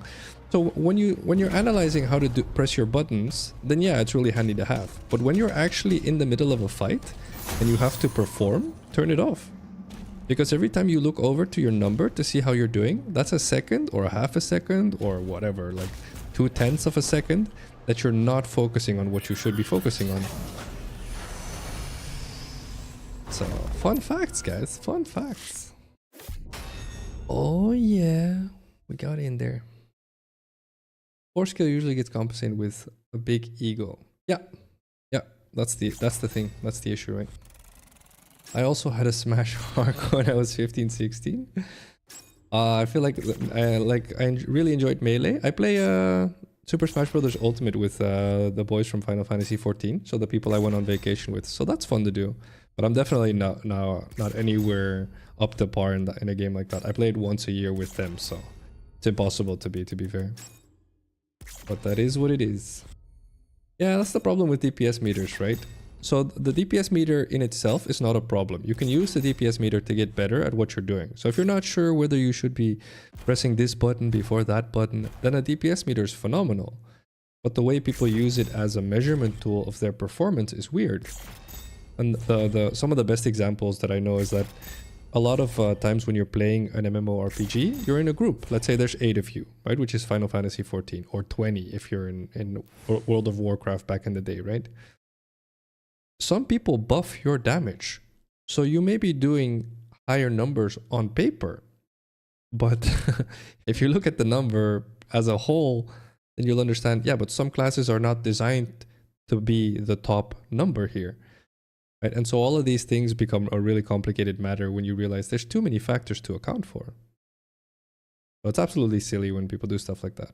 But long story short, the point I was trying to make was the funny part is you will perform better if you just focus on what you need to do and not how you look while you're doing it. That's obvious, but at the same time, underused if you ask me.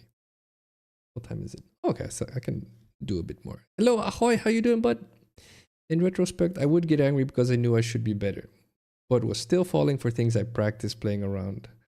Yeah, but that's the thing, right? Like it's in retrospect is always easy, but this is the beauty, I think, to growing up, right? If you think about it, Kugo, it's really hard to do in the heat of the moment, especially when you're younger. But then as you get older, like it's a lot more fun. Like when I lose at games now, when I lose at Super Smash Bros. Ultimate, I play a bunch of young guys that played quite a bit more. Like they're all better than me.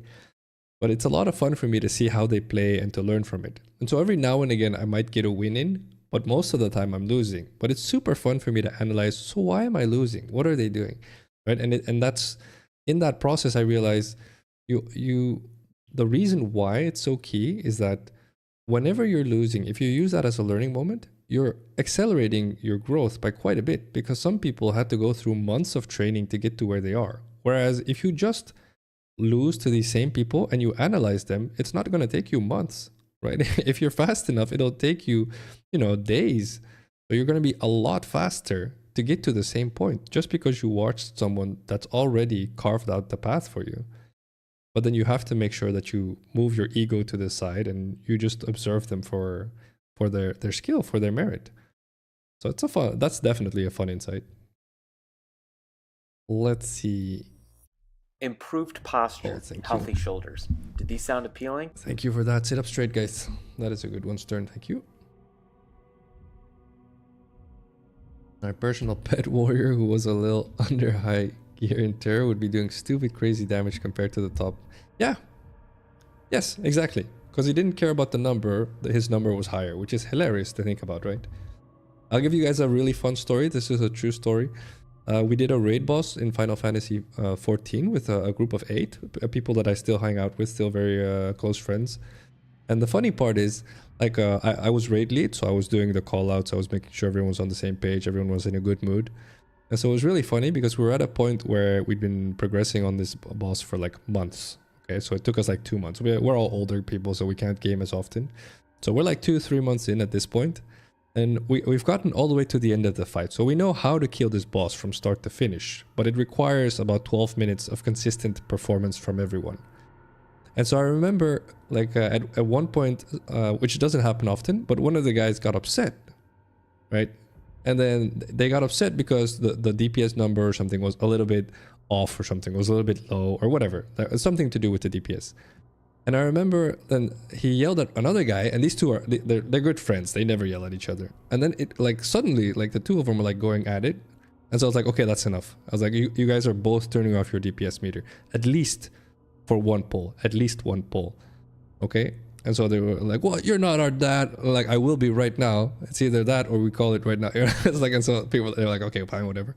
And so they turned it off, the DPS meter, for one pull, one run. That's the pull we killed the boss in, right? So it's absolutely hilarious. For months, right? We're doing this.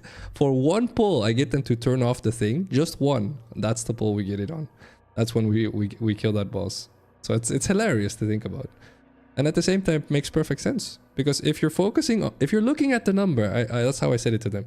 Every time you look at that number, you're not looking at what you should be looking at, which is, what is the boss doing now? Should I be standing here? Should I not? Should I be jumping? Should I be moving there? Right, that in that half a second, that's when you can die. That's when you mess up. Let's see. That's nice, honestly, for him to be. That's people with good gaming skill can do that. Have really good insight where the gear really is not as relevant. I usually tell people, if you think about world firsts for MMORPGs, or just the very fastest, the best gamers, if you will, in any game, they do it under geared. They're just really good gamers. And most of the time, the best ones are groups of people that actually are close-knit. So they don't yell at each other, they analyze. The moment they die, all of them are like, okay, what did we die to? Why did we die to it? How do we resolve it? That's the people that get world records. That's how that works. That makes sense, right? You're not gonna outpace a group of 8 people being close-knit team workers. This is a big robot.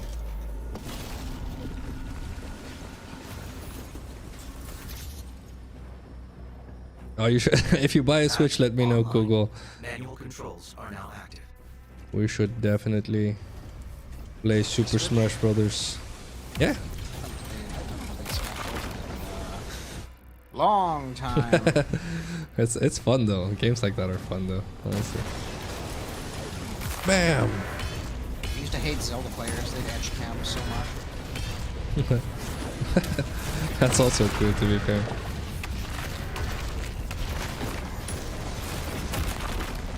This is too much fun still.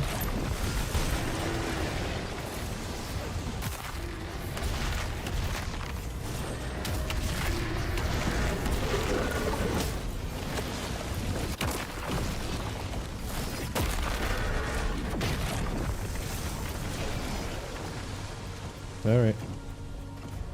Let's see. That's a mindset I definitely did not have when younger. I watch a player who tries ridiculous Halo challenges, and one of his sayings is, "Sucks to suck, I need to get better." Wow. Honestly, that's the joke, right? The joke is, if you want to get better, you should focus on getting better. Not focus on sucking less. Right? And you may think, is that not the same thing, Phacil? No, it's not. Because if you're focusing on not sucking, that's actually not an answer. Right, I can prove this whenever someone's like, "Phacil, you suck for doing this." Usually I say, "Okay, thank you. So what should I do?" And I can tell you, it throws them the crap off every single time. Because the moment I say that, they realize, wait, me telling Phacil he sucks at something is actually not an answer. No. So if you tell me what to do, I'll do it. But telling me not to do something is not the same thing as actually giving me an answer. So, which is hilarious, again, to think about. Azric Fortress is ahead. Jaeger time indeed.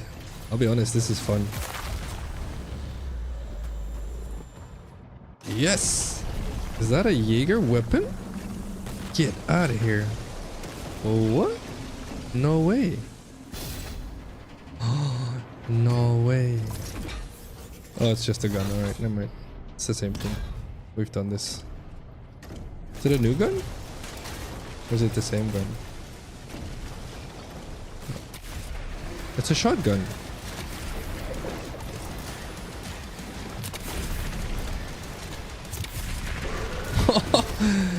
They gave me a Jaeger shotgun. That's cray cray.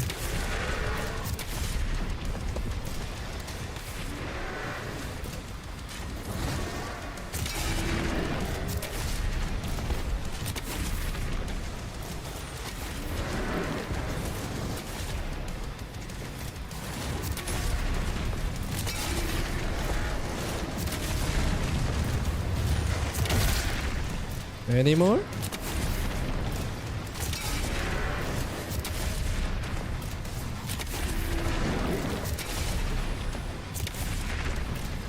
This is way too much fun. That was it. What? My shotgun. Okay, alright. Alright. I do feel like this is the best video game for people that like Pacific Rim, Google, I'll be honest with you. The Jaeger is very serious. It's a pretty epic game, I'll be honest. I said yesterday that I wasn't sure whether it was worth the $80. I'm starting to come around, just because I think the game is ramping up in difficulty and in content quite a bit. So it's still throwing new stuff at me, which I didn't expect, so I give him props for that. I definitely judged too quickly. So I was like, oh, I can see this being repetitive, but realistically that would mean I would have to call every single game repetitive, which doesn't make sense, to be fair. So it's definitely a lot of fun. I think what I would love in this game from a lore perspective, although I'm not a big lore person, is I would like it if maybe the Doomslayer had a bit more relatability. So he's just this, he kills everything kind of guy. And, you know, he was captured, so maybe they give him a bit more of a moment of fragility, if you will. I think that makes it feel, yeah, like I said, relatable. That probably would give it more depth, at least for me. So, an opinion, of course, which we can throw away. Well, in the early Doom games, he went on a rampage because they killed his bunny. And I'm being completely serious about that. Okay, alright. Fair. Let's see. Holy Swarm. What does this do? I can't see the arcs. So basically, his storyline is John Wick. Yeah, basically. That's fair, actually. But they did it first, right? Maybe this is better, actually. No, what a bummer. I don't know if it's better.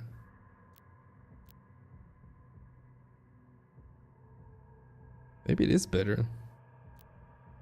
Additional daggers, even more daggers. Even more daggers. Okay, alright. Well, I don't know. We'll try it, I suppose.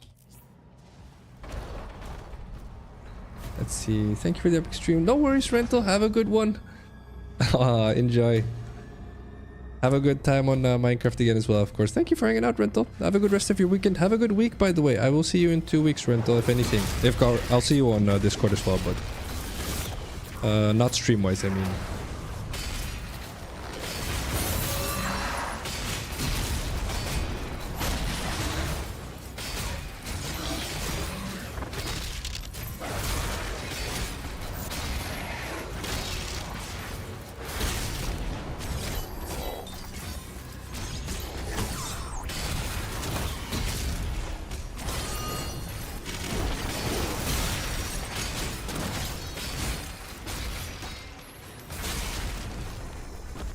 Oh yeah.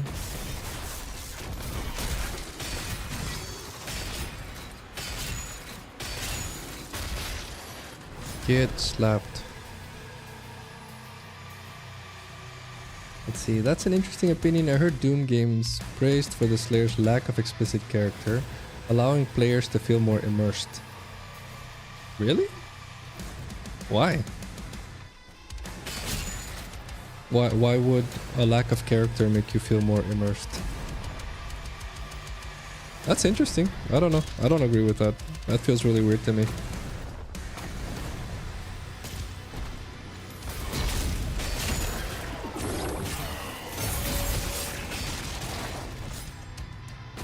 I'll be honest, that feels weird to me, but to be fair, I know that usually I'm the weird one, so it's probably me here.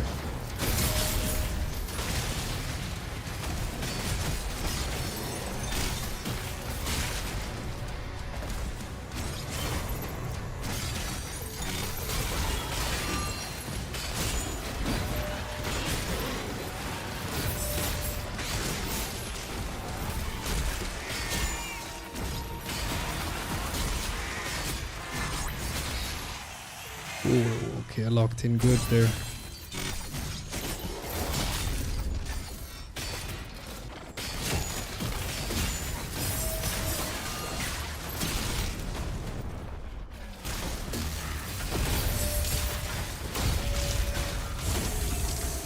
Oh, the parry combos, yes.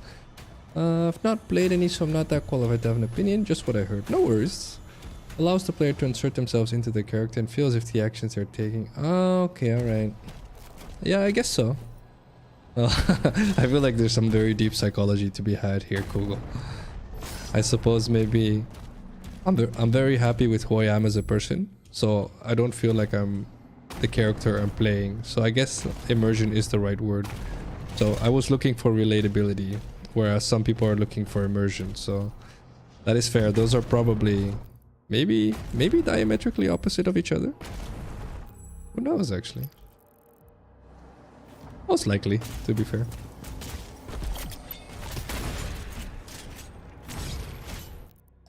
Upgrades? Upgrades. More daggers, please.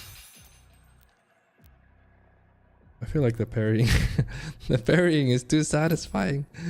It's too satisfying. Oh no! Buff the shotgun more, please. It's called Eat This. That's hilarious. Come on now. Hit demons with every pellet. Okay, that means just get close to a fat guy. Alright, we can do this. We can do. Alright, this is gonna be great. Just go left, I guess. I do not see it as a right or wrong. No, definitely not. It's not a right or wrong for sure. It's just a preference on how people like to experience that piece of media. Yeah, agreed. Definitely. Totally valid. I feel like either can work depending on the execution. For example, I like that the main character in Persona 5 can basically become whatever the player wants. But if Shulk and Xenoblade had no personality, the story would not hit. Yeah. Yeah, that's fair. I don't know about this game though. Do we really want... Okay, I guess so. I don't know if this is the type of game where you would want your character to not have a personality, right? But again though, that is definitely just an opinion. Slap him.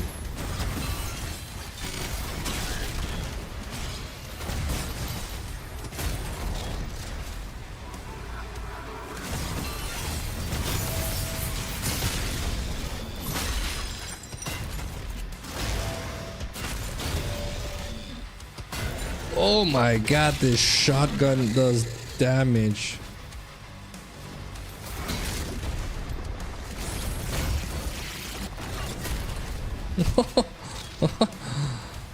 No way.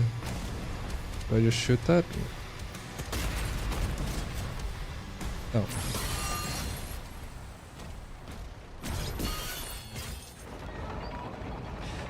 Have you played? Yeah, I have. I played Halo 1, 2, 1 and 2. I think I never played 3. I think there's a lot though, right? There's a crap ton.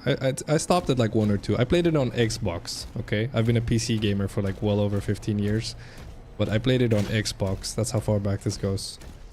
So like, I feel like it's not even Xbox 360. It was probably the original. I ask because the first 3 games made Master Chief have very little personality. Ah, okay. Yeah, I didn't know that. Which one did people like more, you think? Did they like the being able to insert the character, or did they like the personality variation?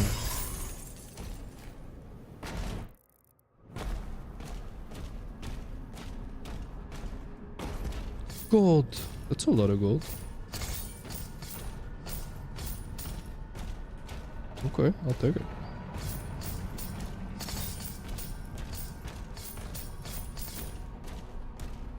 I'll take it.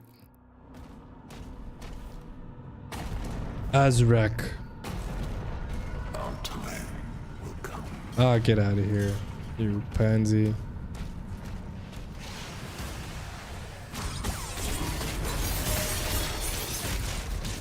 Wow, this shotgun did not just two-shot that guy. And one-shot this guy. Oh my goodness, alright. It did.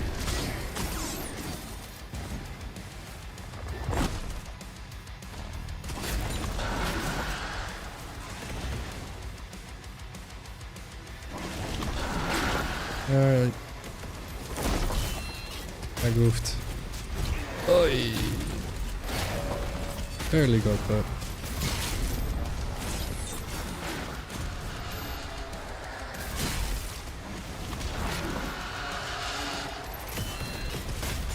Oh. Excuse me?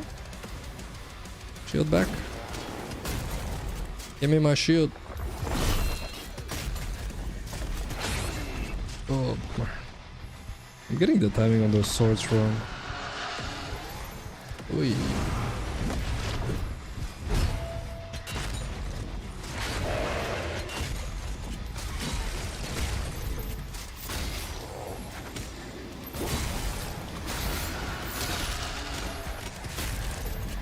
Alright, we're back.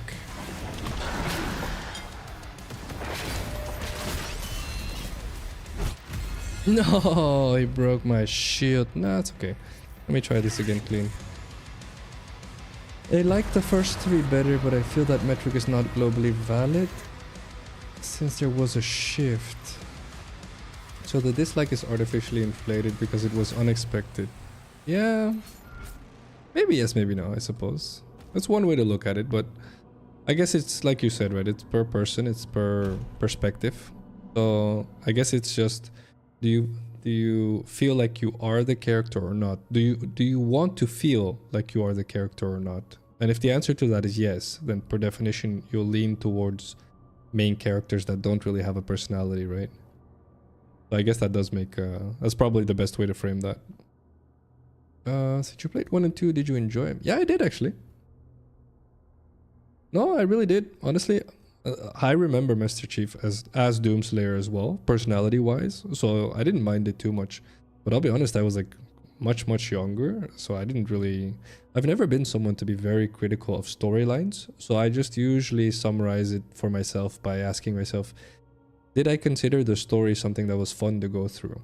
And so this is fun to go through, but I think mainly for me right now because I like the characters around Doomslayer. Right, so the bad guy is a typical bad guy, and the daughter of the dude who is the heart of Argent, right? So there's all these little things that it's like, oh well, there's depth to the other characters.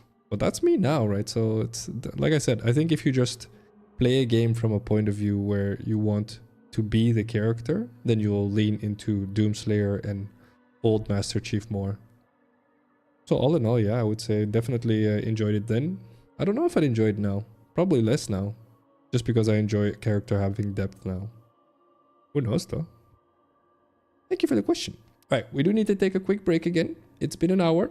So get up, move around. Do not get deep vein thrombosis by sitting still. So make sure you go get a snack, get a drink. You too, Google, even if you don't have coagulatory familial history. So just get up, move around.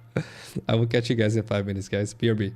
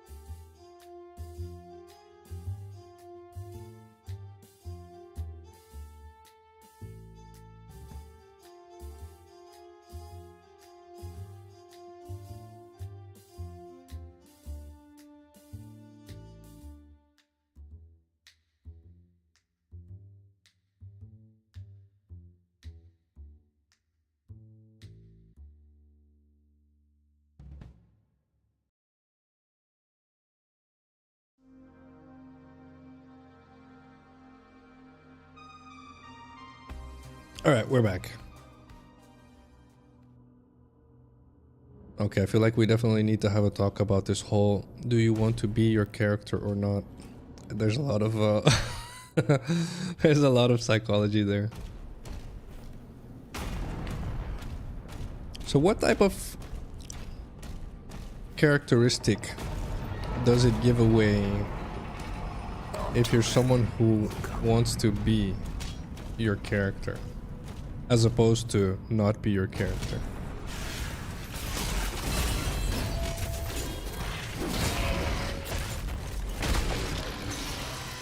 Get him.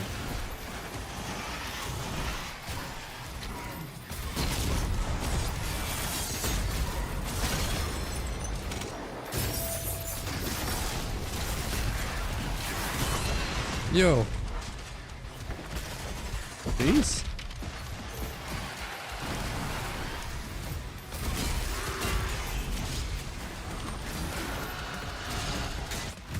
What? That was awkward. Alright. You can think on it. No worries, Kugo. Start with one at a time. What type of... What does it say about you? Well, first of all, which one are you, Kugo? Do you feel like you're someone who prefers being your character? So immersion, if you will. You prefer immersion? Or are you someone who prefers... So obviously you can enjoy both, but if you had to pick one, what would you pick? Maybe don't run face first into everything.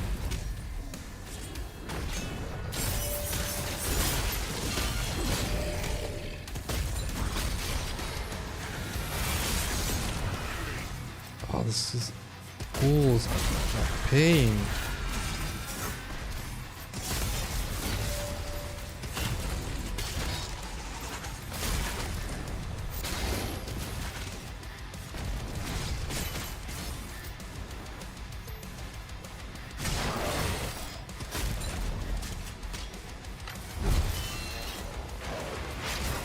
No! My shield was broken. Please, no! Don't be like this.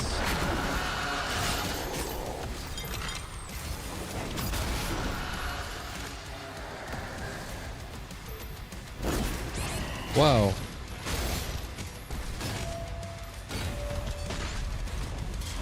Got both right, at least.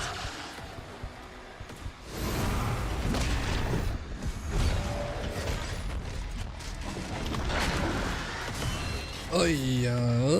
No shield, no shield, no shield. Ooh, that came up just in time, alright.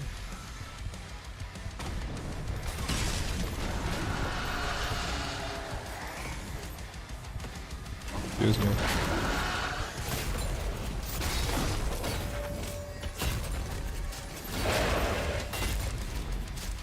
Alright.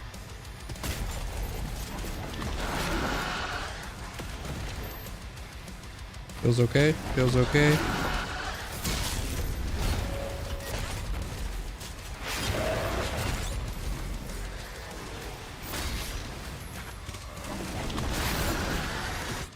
No, rude. Okay, alright, I need to focus on that Spain skull. That's the thing for me, I feel like I'm straight down the middle. It is what they do with the rest of the story. Oh, okay. Okay, alright, let's just analyze them hypothetically then. So what do you think it says about someone who wants to be their character? What would that give away? Let's hypothesize. There's not a chance someone who works at NASA doesn't like hypothesizing. Tell me I'm wrong, I would say. Not a chance he does not like theory crafting.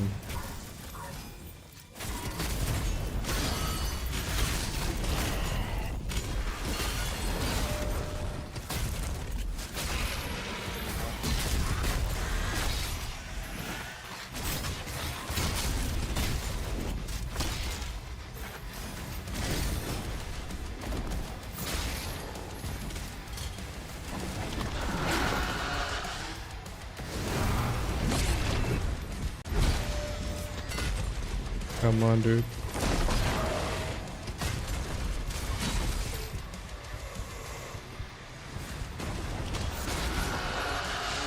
This way? Oh, barely.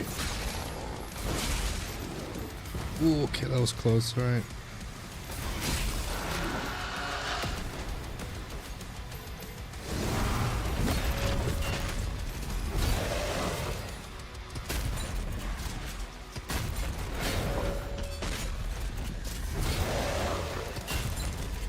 Come on then.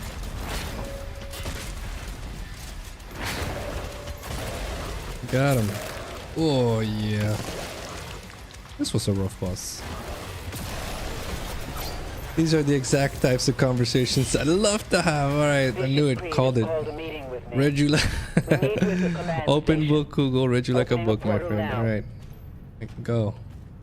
Or the self-inert. I see it as someone looking for escapism and comfort. They want to exist in another world to disconnect from where they are and experience something refreshing. Why would they want to do that? Let's assume you're right. So it's someone trying to escape from their own life. Why would they want to do that? Don't give me all possible hypotheses, of course. That'll take you a while, but give me some.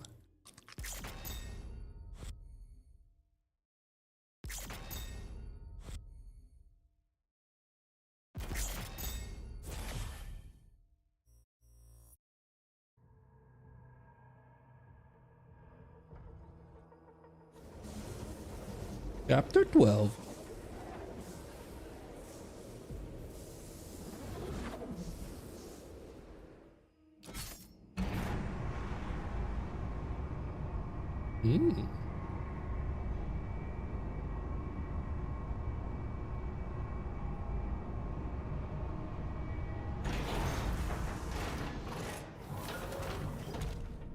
Hello. What do you mean? His Eminence, the Bishop Creed, has arrived. Access controlled, sir.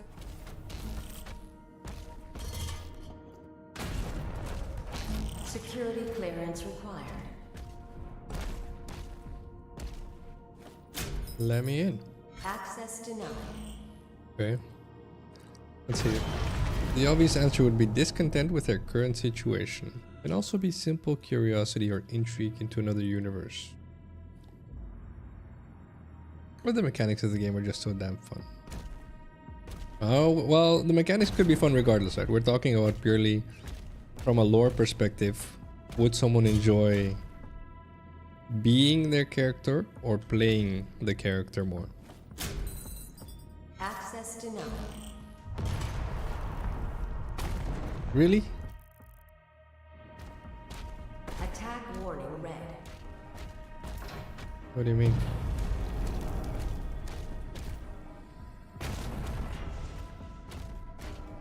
All personnel, please evacuate the facility.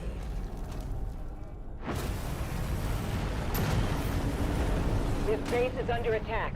Scramble the air unit. So, all hands to battle what type of station. discontent, Google? Because you said on the one hand discontent, on the other hand probably not a necessity.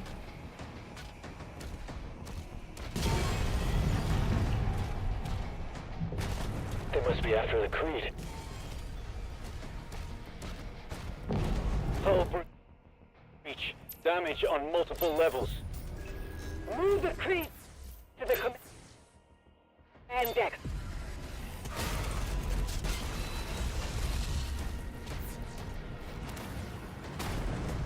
Move the Creed.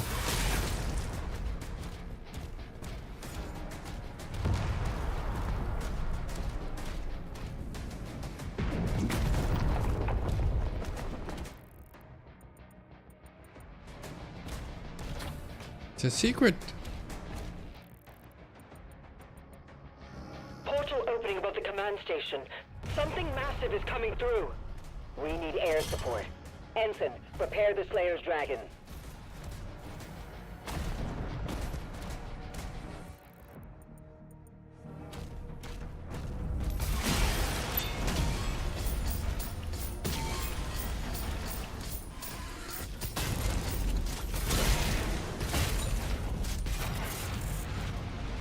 Weapons key. For me, when the world was falling apart around me, I would play Elite Dangerous, in which the player just flies ships because it was a source of grounding and calmness. I would just get to switch off from the world. Yeah, the dissociate, the disconnect, like you called it. For what other reason can we find? But to not, or to be someone else for a bit is how you phrased it. So okay, that's one. Put that on the list. Write it down. 1. Why would someone want to be their character? To disconnect from who they are for a bit. What other options can we find?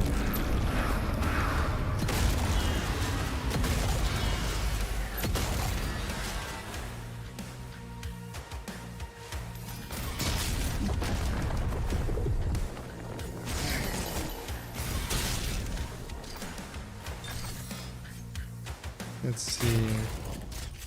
You'd feel refreshed returning to real life. Yeah, exactly. But so the disconnect is what you wanted, right?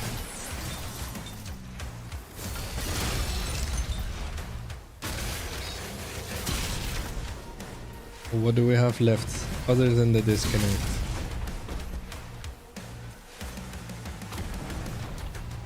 Access denied.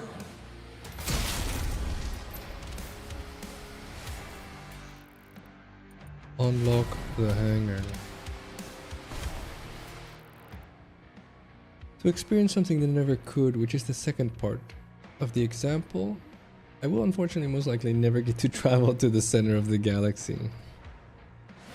Yeah, so to experience something new.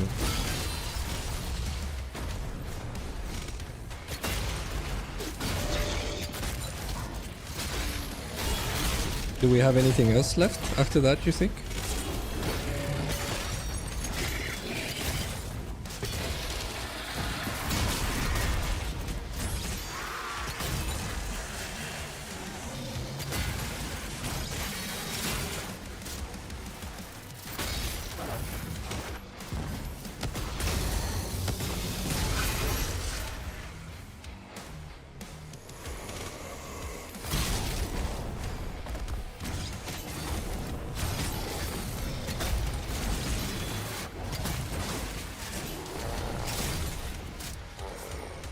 Slap him?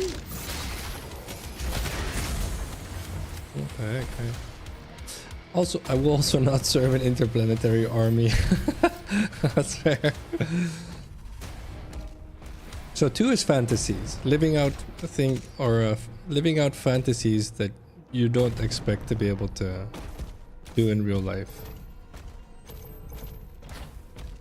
So 1 is just not being you right now, and 2 is doing things that you don't think you'll ever be able to do. Do we have a 3?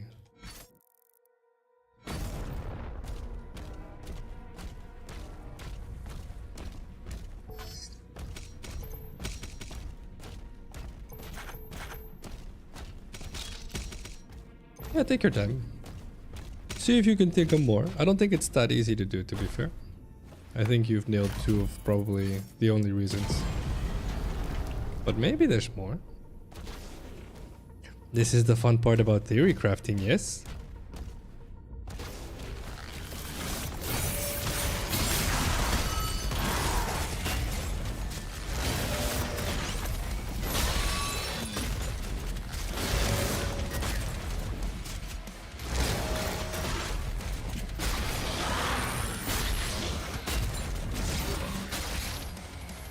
Get slapped, boys.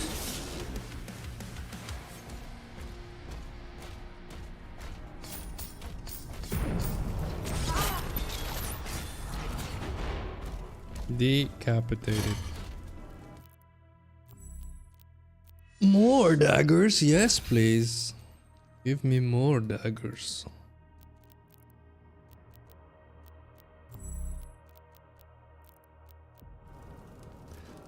There are also some types of games which like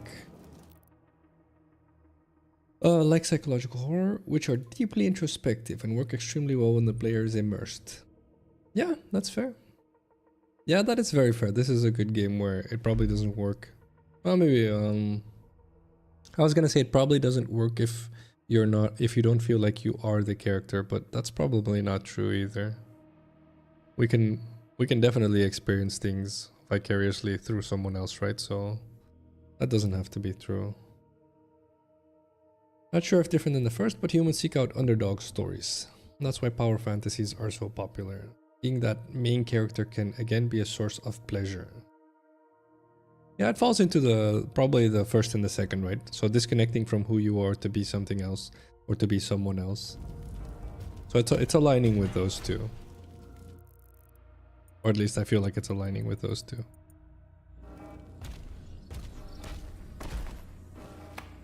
Click. Communications are jammed. We can't reach Valen or Novik. Keep trying. What you mean?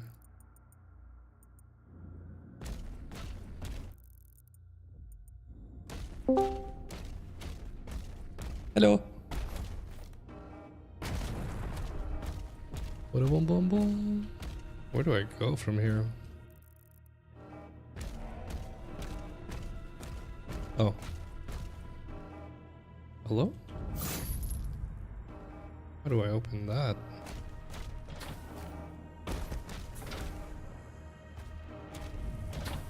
This.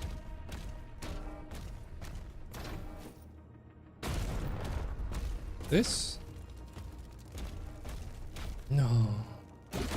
Would hero shooters or PvP games count in this category? The player's desire to win could be another. Yeah, probably. I do feel like it's a different topic when you're talking about being victorious.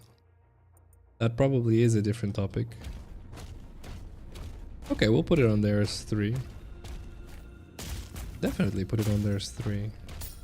So 3 is... Oh, fireball.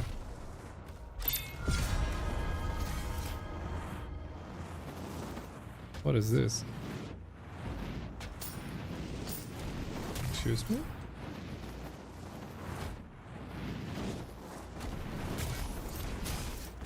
Okay. Nothing there.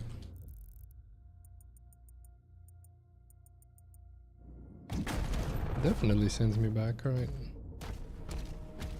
But I pressed all the buttons. So 3 is wanting to win. So 1 is wanting to not be you. 2 is wanting to experience fantasy like you've never experienced. And 3 is wanting to win, which maybe is similar to 2, wanting to experience fantasy. Probably not. I would categorize it differently. Wanting to win and wanting to experience a fantasy, I don't think are the same thing. Hello? I'm confused. No. Did I forget to press a button? I think I forgot to press a button somewhere.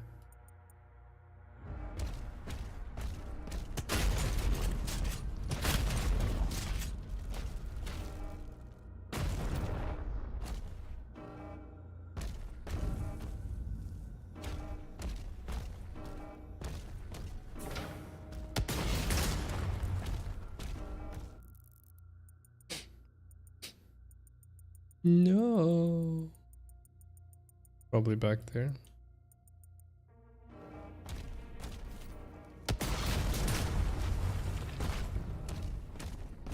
How the hell would I get there?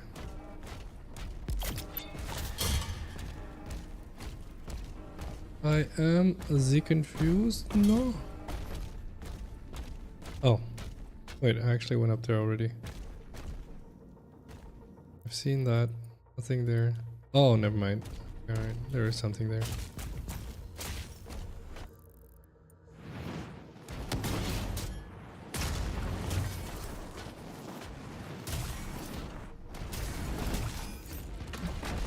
Got it. I just scrolled through my games library and I'm having difficulty coming up with something mutually exclusive from those three. Oh, no worries, no worries. What is this? The Ravager focuses Hail of Bone into a tighter spread. The fire rate ramps up. Oh, interesting. But it's Daka. And I don't really like that gun, to be fair.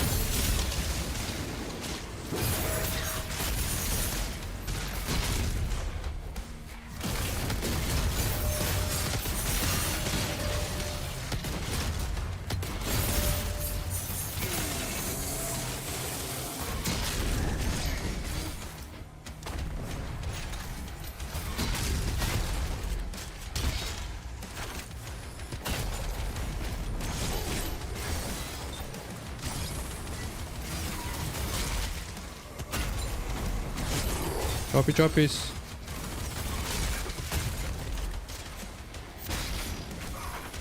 Actually, wait, maybe overcoming a challenge? Does that not... I feel like it's the same as wanting to be victorious. Do you feel like it's different?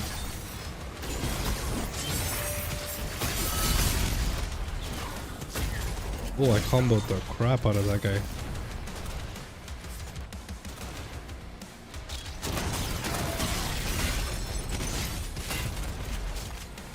Yes.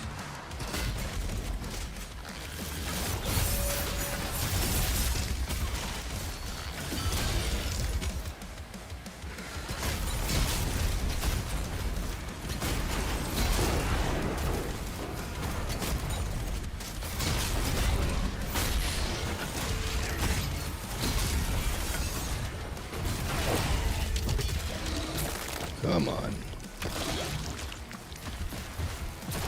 Oh, that was actually the boss. Decimated that guy. I was like, he was pretty tanky, but that does make sense then. Maybe something like multiplayer Minecraft where the goal is to connect with others. But then you would argue, well, yes and no, but would you say if what you want is to connect with others, is that why you would want the character to be you? That's a hard one actually. I feel like most likely... I don't know, maybe. That's a hard one, I like it. Good thinking, Google. Maybe yes, maybe no. Exactly, Rogue Bro. One day people will understand we're all on the same freaking team. I personally see PvE challenges and PvP challenges succinctly... How do you pronounce that? Distinctly different. PvP is outplaying another human, which is not in PvE. That is fair. That is fair. Now coming back to the whole, would you want to be your character or not? I do think those three are the main ones. We need the Slayer in the air. The station I feel like overcoming a challenge we can count as wanting to be victorious. Hello, Rental. It does happen, you're right. People can be competitive. It does seem like we can summarize just about every reason you can think of into one of those three, right? Wanting to be the characters, either you wanting to not be you, or number two, you wanting to live out a certain fantasy, which you can't in real life, or three, you want to win. Which again, arguably, maybe falls a little bit into number two, but probably not so much.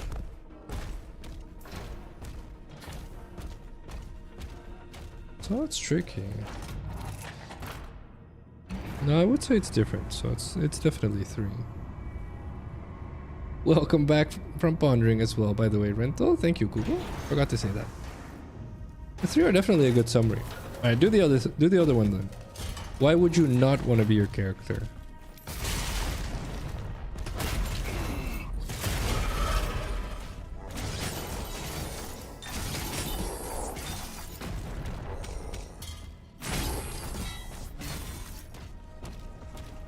Shield, too good.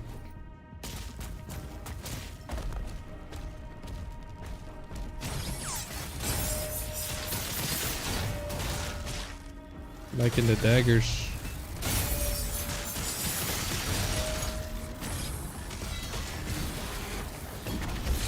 Oh, come on. Almost got me.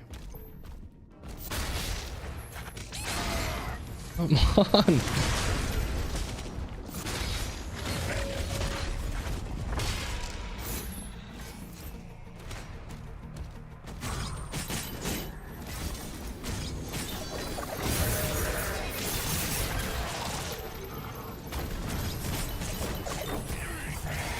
Come on.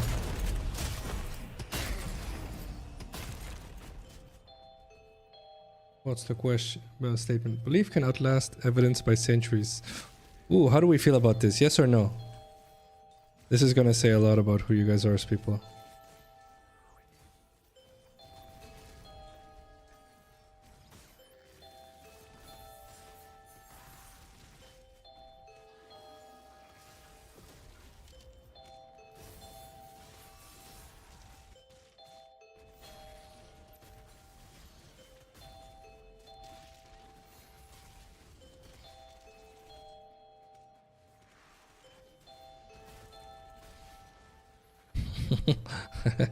I was looking at the poll. I buried him blind. I saw the leap coming.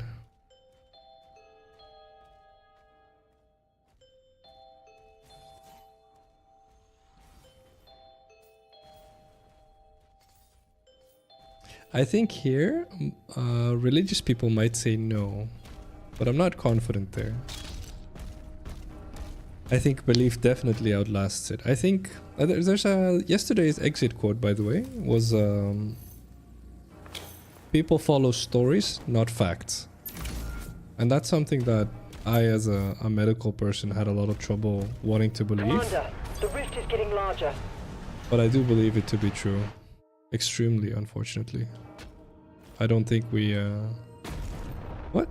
No. I needed to not jump. I do believe that the way we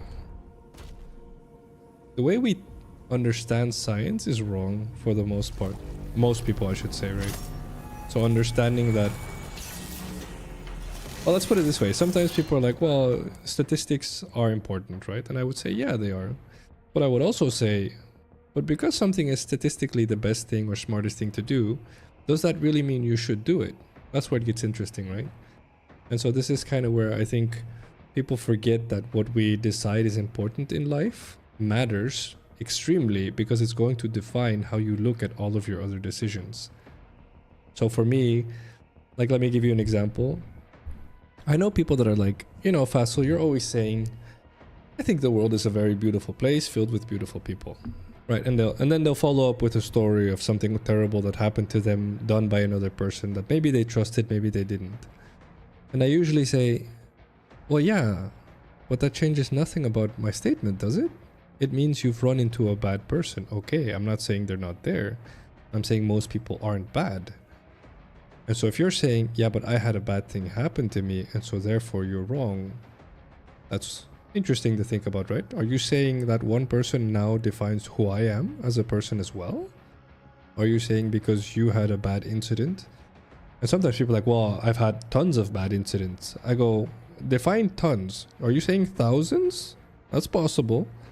But I hate to say this out loud like that, but you know there's billions of us, right? So like, even if you're up to millions of bad incidents, you're still not there. It's still a very small percentage. And so this is kind of where I think our perception, which is why I like the whole belief can outlast facts, is that even if I say it like that, right? Even if I say, you know, if you just take the statistics, then you could argue it's not that hard for me to prove that the world is a kind and caring place. But that's not how our mind works, right? It's just, well, this is my life, Phacil, so you're wrong. It's like, well, I didn't say that everyone had a fantastic life, right? If you had by pure coincidence, maybe you've been surrounded by really bad people by pure coincidence. That still doesn't mean the world is a terrible place. And I think it's one of those eye opener, or it was one of those eye openers for me. When that hit me, I realized, what the crap, right? Like, I just need to realize whenever I run into a bad situation, it's just a bad situation. It doesn't say anything about the rest of the world. It says something about the predicament I'm in, which I can fix right now, right? And so instead of letting that moment consume me and convert my belief of the world, I think that's one of the best ways to handle it, to just say, well, today was a shitty day, moving on. And so I think that's one of the better ones to keep in mind. 2 words, flat earth. Yeah, fair. That's an easier way to explain it. Well done, Kugel, well done. Well done. Ask the Lunaran priestess who made up funny Bible on the spot. Yes. Okay, alright. Auto turret. Okay, alright, I like this. Maybe I go auto turret then. I'm just gonna keep swapping and wasting gold on stuff I'm not using. Okay, alright.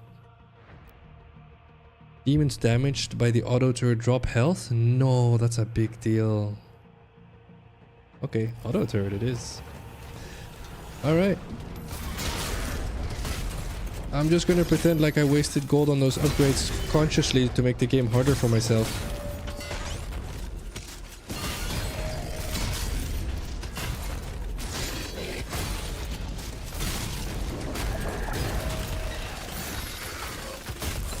Auto turret is a thing.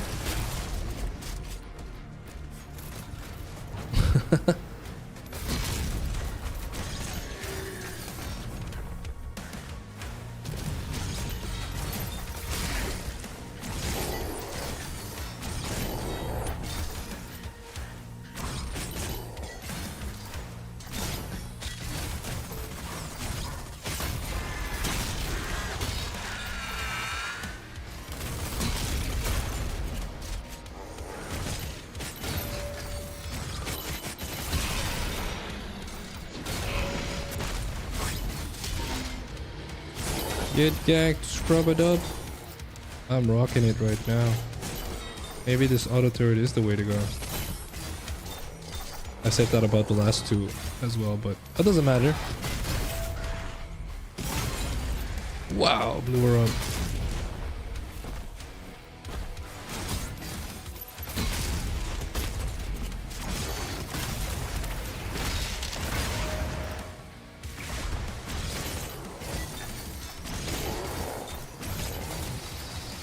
Hello? Where's Devil Guy?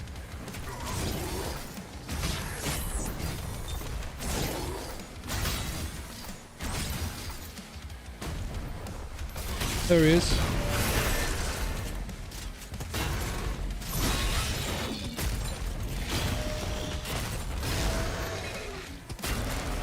Get ganked, homeboy.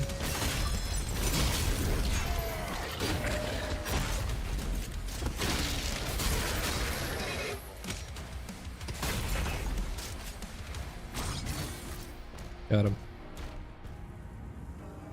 It might be easier, but yours promoted more reflection, which I'm a huge fan of. No worries, man. I appreciate it. I feel like that comes with experience, though. It would be very hard for someone who's surrounded by those who treat them poorly to believe in the good of others. Yeah, see, yes and no, Kugel. This is where it gets really interesting, right? Because we know... Okay, wow. Statistically, yes, agreed. Completely. No discussion. But... like, I've met people, if I gave you their life story, like, you would be like, okay, if that was my life, impossible. Impossible for me to hear your positive, like, gibberish, Phacil, and to agree with you. Impossible. I would just be depressed and like, and like suffering from PTSD, basically. Right? And still, they're some of the most... so not fake, they're genuinely some of the most positive and optimistic people on the planet. And so that, if you take that into account, that's flabbergasting. So it's not the circumstance. There's something in us innately, which of course, you know, you could argue maybe it's genetics, maybe it's whatever. But something in us that lets us know, you know, you don't have to, you may have suffered a lot, even in comparison to everyone around you. That doesn't mean that now you're supposed to be depressed about it. You can choose not to be. That's a choice you can make. So that in itself to me is flabbergasting. Props to those people, of course. That is mental resilience or fortitude or whatever you want to call it at its finest. Yeah, once you feel positivity and you see the effect it has on your life, there's no going back. This is usually the thing I tell people as well. Like the moment you realize you being positive has a phenomenal effect on the world around you and therefore on you, you'll never go back. Like one of the best examples, this is something I'm trying to teach my daughter right now. She's almost 4. When we walk down the street and someone walks in our direction, they're walking in our direction. Like sometimes my daughter will look at him and I'll say to her, you can wave, right? And she'll wave at a random person. And just about everyone waves back, right? And so what I'm teaching her is the world is a very kind place. And so every now and again, of course, I tell her, you have to be careful when you're not with daddy, right? Because there is the occasional exception. But just about everyone is extremely kind and caring. Just about everyone. So I really hope you don't ever run into that off percentage of human beings. But for all intents and purposes, you won't. Which is hilarious to think about, honestly. Hello? I want the skin. Okay, whatever. Whatever. It shows how emotions, for better or worse, can undermine attempts to be logical. Yes. Always will, too. Always will. Most of our decisions are based on how we feel, not what we know. Hello! Yeah, I probably forgot I had that soundboard.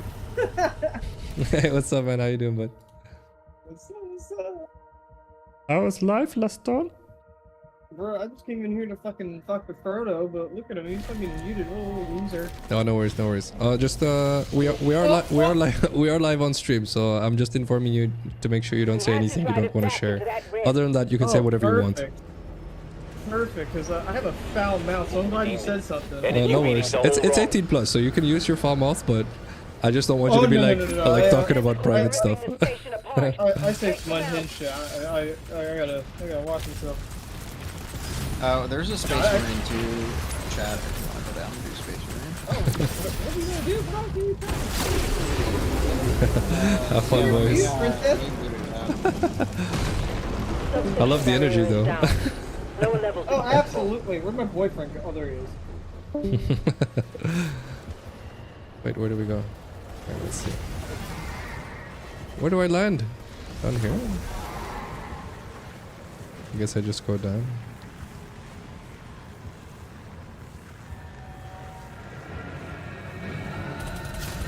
Oh, get him. There's 2.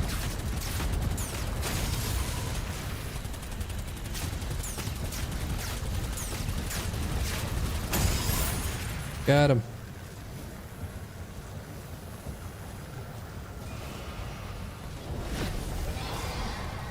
Self-restraint, I actually stopped. Would be fascinating for me to ask those individuals why they still feel positive. Yeah, honestly you should. But I'll be honest, most likely you know them. There's a good chance you know someone that's been through a lot more than you think.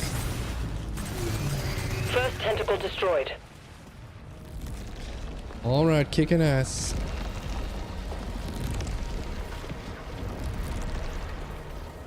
Another reason for the lack of immersion in characters? Practicality. Resource management games are not character focused, so they would detract from the purpose of the game. Oh, okay, alright. That's fair. Yeah, I didn't think about that.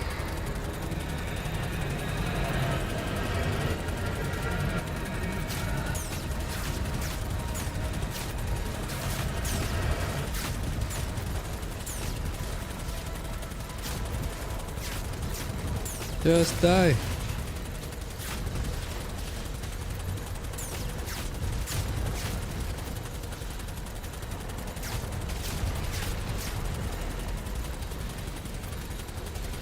Hello?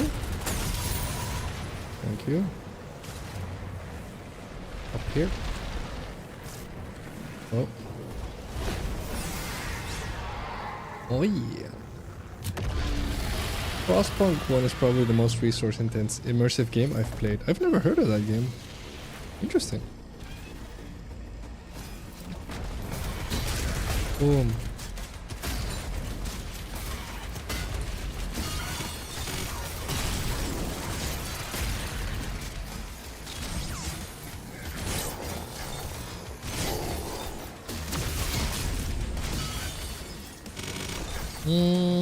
Need to kill more demons.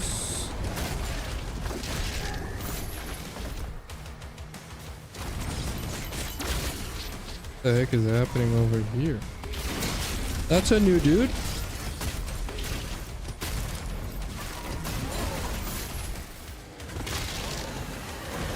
Very interesting.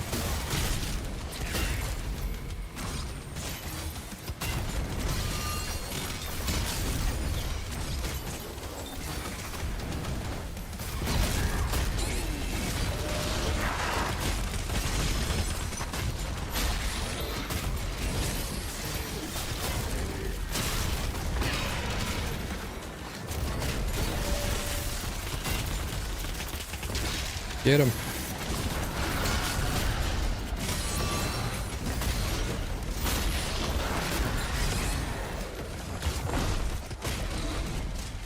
Need the health. Oh, that's a lot of big boys. Wow, what a fight. Loving the intensity to this game.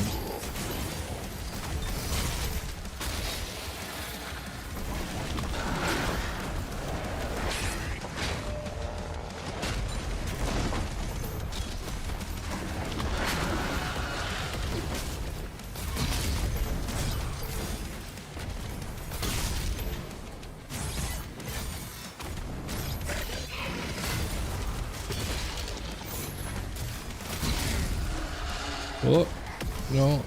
Alright. Ooh, that thing one-shots me.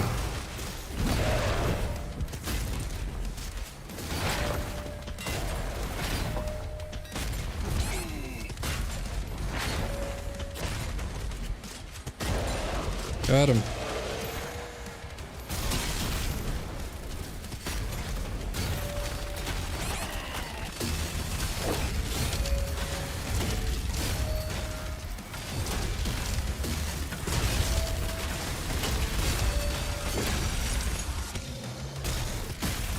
No way, right out. Take that. I right clicked half a second too late.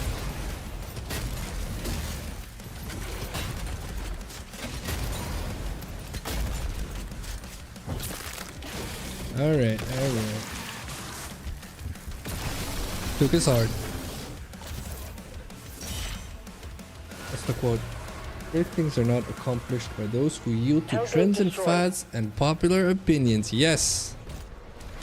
If you want great things, you go off the beaten path. I actually heard some sort of economic analyst say something similar recently, where they said the next self-made billionaire on the planet is not going to be another Facebook, another AI company, it's going to be someone that does something completely different. That's how you get there. That's the only thing that adds that type of value to the planet, assuming that you're actually worth it, basically. Which makes perfect sense, right? Ooh. Hello? Why did I stop dashing?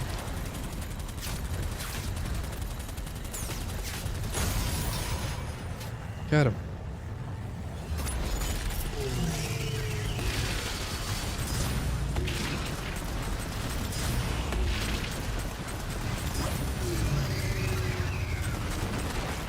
Tentacle.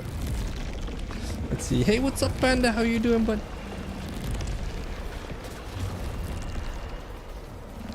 Let's see. Also, lack of immersion means developers can explore different philosophies and responses through different characters. Yeah, that's fair.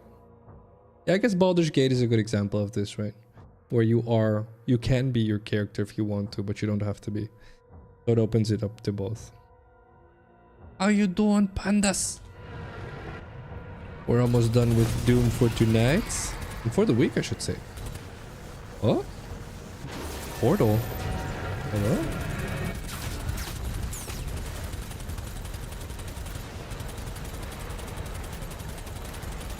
Give me my loot. Loot.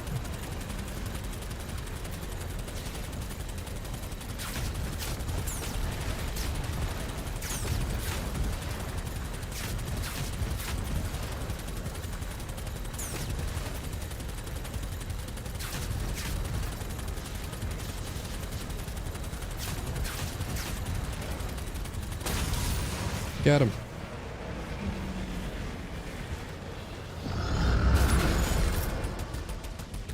Hello.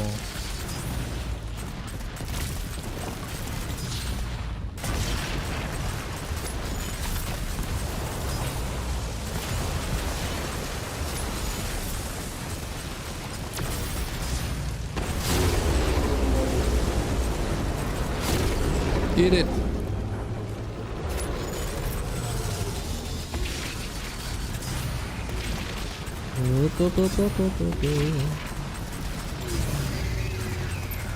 Goodbye, Tentacler. Where's the last demon portal? Up there. Nice, good to hear you're doing well, Panda. I'm doing well also. I was gonna say I'm well as well, but that sounds really weird. I'm also doing good. How you doing? Have you been eating your cheese? What is this? Oh, very interesting.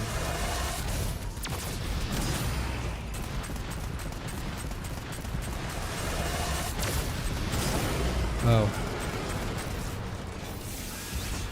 How is life treating you, Panda? I saw your Star Wars video. Is that a new game? That Star Wars PvP game? Or is that old?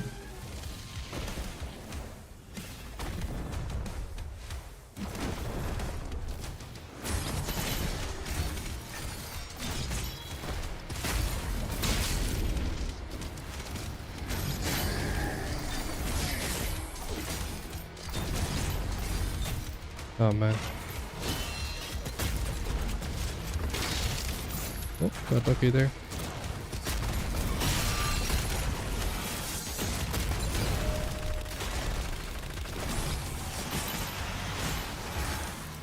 Cannon, please. Thank you.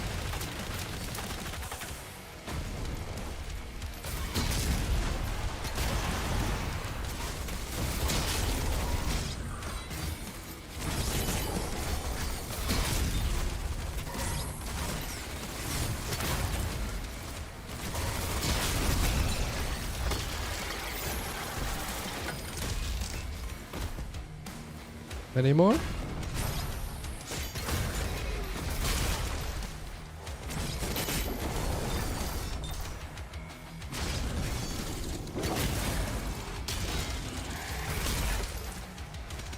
Come on. I need the purple bar to disappear.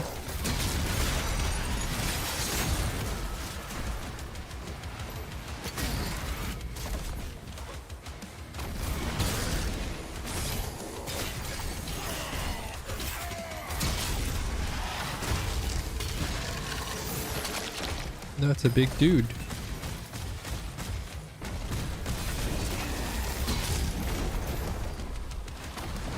Maybe I just go for boss.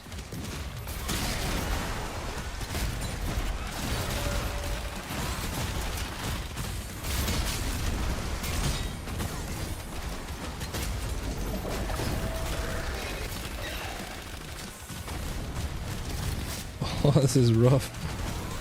There's a dude there, which is very rough to cope with.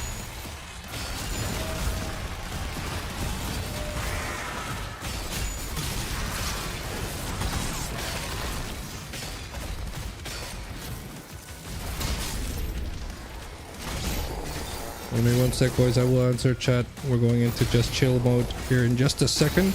But right now, Phacil's anything but chill.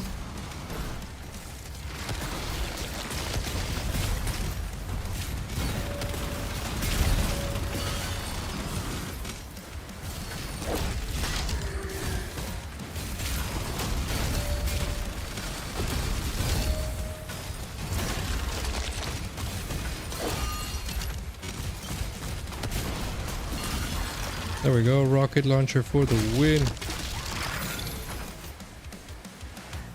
Alright, get shotgun.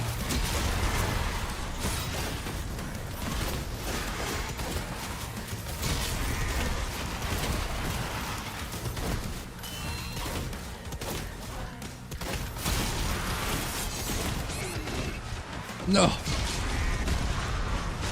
Give me health, please! No! I saw the speedy bullets coming. Okay, I'll use a risk here. Needed one hit too. Oh boy. Alright, it was worth the risk though.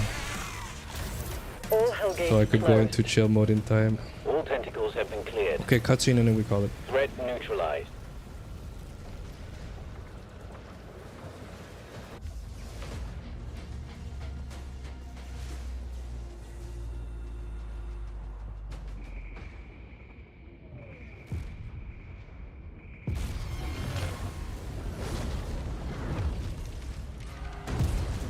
Oh no.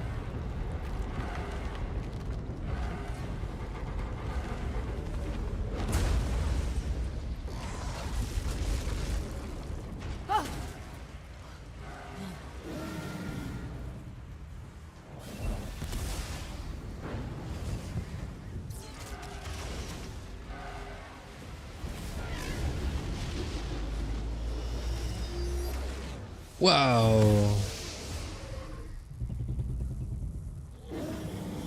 There's no way. Way too close, right? Wow, 100% it, okay.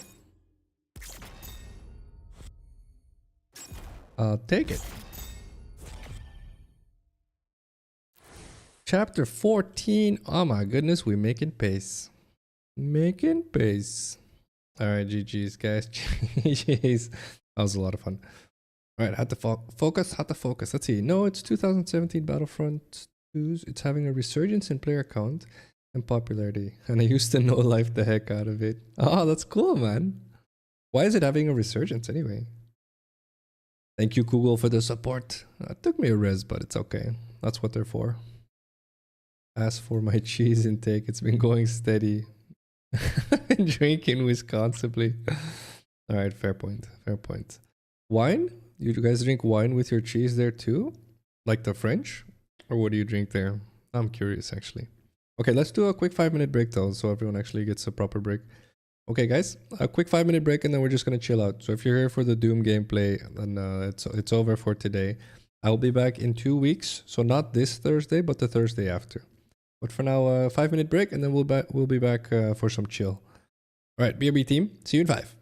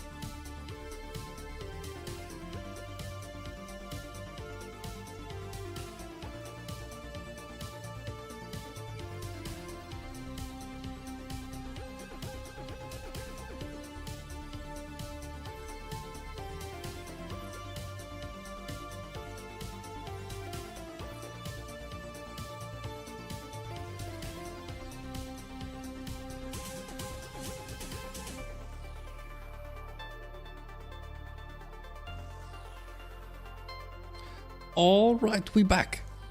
We are back, sees. Let's see. Mostly beer? How does that? I guess beer and cheese is fine, right? Is it mostly the French that drink wine with their cheese? I think beer and cheese is more than fine, actually. Never mind. Alright, no worries, Rental. Have fun with your Lunaran pondering. I will read your lore in the Discord Minecraft chat. If you guys want to join the Discord, scan the QR code. By the way, there's a link in there. There hasn't been any other online multiplayer Star Wars games to really come out since Battlefront 2. Really? 2017 is what you said? The community is trying to pressure EA and whoever else has licensing rights. That is, I suppose it's a relatively heartwarming move towards Star Wars, I guess. Due to this movement, the game's player count has over double its peak popularity on Steam and consoles. Wow, that's crazy, honestly.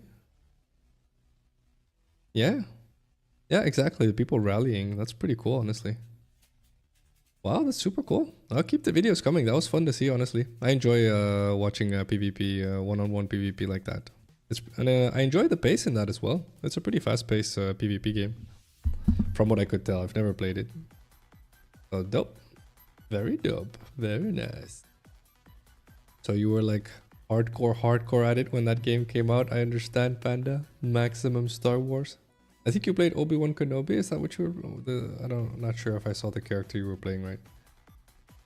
I think you were playing Obi-Wan in that clip. In the Discord clip. Boom, boom, boom, boom, boom, boom. Let's see. Yeah, so how am I feeling about Doom right now?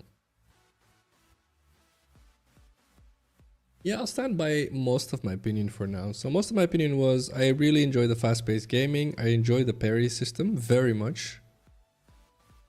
I think the game would be boring on a low difficulty. And the reason I say that is because then at that point it's just an actual power fantasy. But now it's like, if I miss a parry, so if I stop paying attention to properly parrying, I'm just dead, like instantly. And I think that makes it a lot of fun. It gives it, you know, Elden Ring vibes, if you will. And so, well, of course, this is an opinion, guys, just to make that clear. And so, the fast-paced parry system, those two combined, are a lot of fun. And so that's definitely good. The lore's, well, the lore's typical, of course, right? It's a power fantasy game, but it's fun though. You know, obviously, you know, when you go to see a movie, most people want to see the good guy win in the end, right? So most people want to see whatever, the princess gets saved or stuff like that. So there's definitely something to be said for just staying with a relatively generic storyline. But that's what I'm saying now though. Maybe it has a much more complex storyline. I don't know. Maybe I'm wrong. But it feels relatively generic right now. So we'll see. And then... yeah. No, honestly, I feel like the enemies are pretty well designed as well. I really enjoy that they have very specific patterns and very specific things you have to learn. And so like you guys saw me fight a guy with a shield and a sword. That was probably the most complicated one because sometimes he raises his sword and he swings it instantly. And sometimes he raises it and then he holds it for a second. And so it's a little bit of a tiny different angle that you have to pay attention to. And I really enjoyed this in a game like Monster Hunter, for example, where the hardest bosses are the ones that do two different attacks, but when they give away their move that's incoming, it's very hard to detect which one it is. So you have to pay really close attention which one it is. And so, you know, some of them are obvious, right? Like if they raise a hand, they're about to slap you, right? And if they bend their knees, they're about to leap at you, right? There's really obvious tells. That's the word. They're tells. But like the sword guy, his tell was very hard because like it's just like one of them, like if he holds it up vertical, he holds it, but if it's diagonal, it's instant. So if he holds the sword diagonally across the screen like that, it's instant, and he hits twice. And if it's vertical, it's once, but it's delayed. So there's these little tiny intricacies that I really enjoy about the way they designed their enemies. So honestly, a lot of fun. Let's see what's up to IQ. I've got some, if you guys want, I can jump on Minecraft again here in a bit. And some of the Minecrafters are in here. I do need to do some stuff to prep some streams for in 2 weeks from now. But after that, I can jump in for a bit. My girlfriend has an evening shift right now, so I usually wait for her to get home anyway, so we can go to bed together. It's got some high APM and lots of understanding of game mechanics and quirks. A lot to learn and master, especially in the hero versus villains modes. Oh, very cool. Yeah, it looked like it, honestly. I really enjoyed the whole using the force and stuff in that, and the way you use the way the combat works in that game. Looks dope. The more slurs you learn for demons, the better. That is fair. I guess not per se my thing, but it is fair. Fun parry dodge system that keeps me coming back. Yeah, exactly. Similar to, what is it? For Honor looks like a really cool game. Those are games, I'll be honest, I really enjoyed PvP. I always have. The problem I have is from a purely what I'm trying to bring across message-wise. I don't think PvP games are fun for me to stream because I'd be... Well, maybe they could be actually when I think about it. I was gonna say, because I'd be trying to interact with you guys and then, you know, the PvP would be lacking, and well, there's this dynamic that's harder for me. But I might be wrong, honestly. I don't know, maybe at some point I'll play a PvP game on stream. We're gonna find out. We're gonna find out. I guess one thing that I would enjoy is showing people how to lose with dignity, right? With grace, and to just learn from the experience without raging about it. But that is something that could work beneficially from a vision standpoint.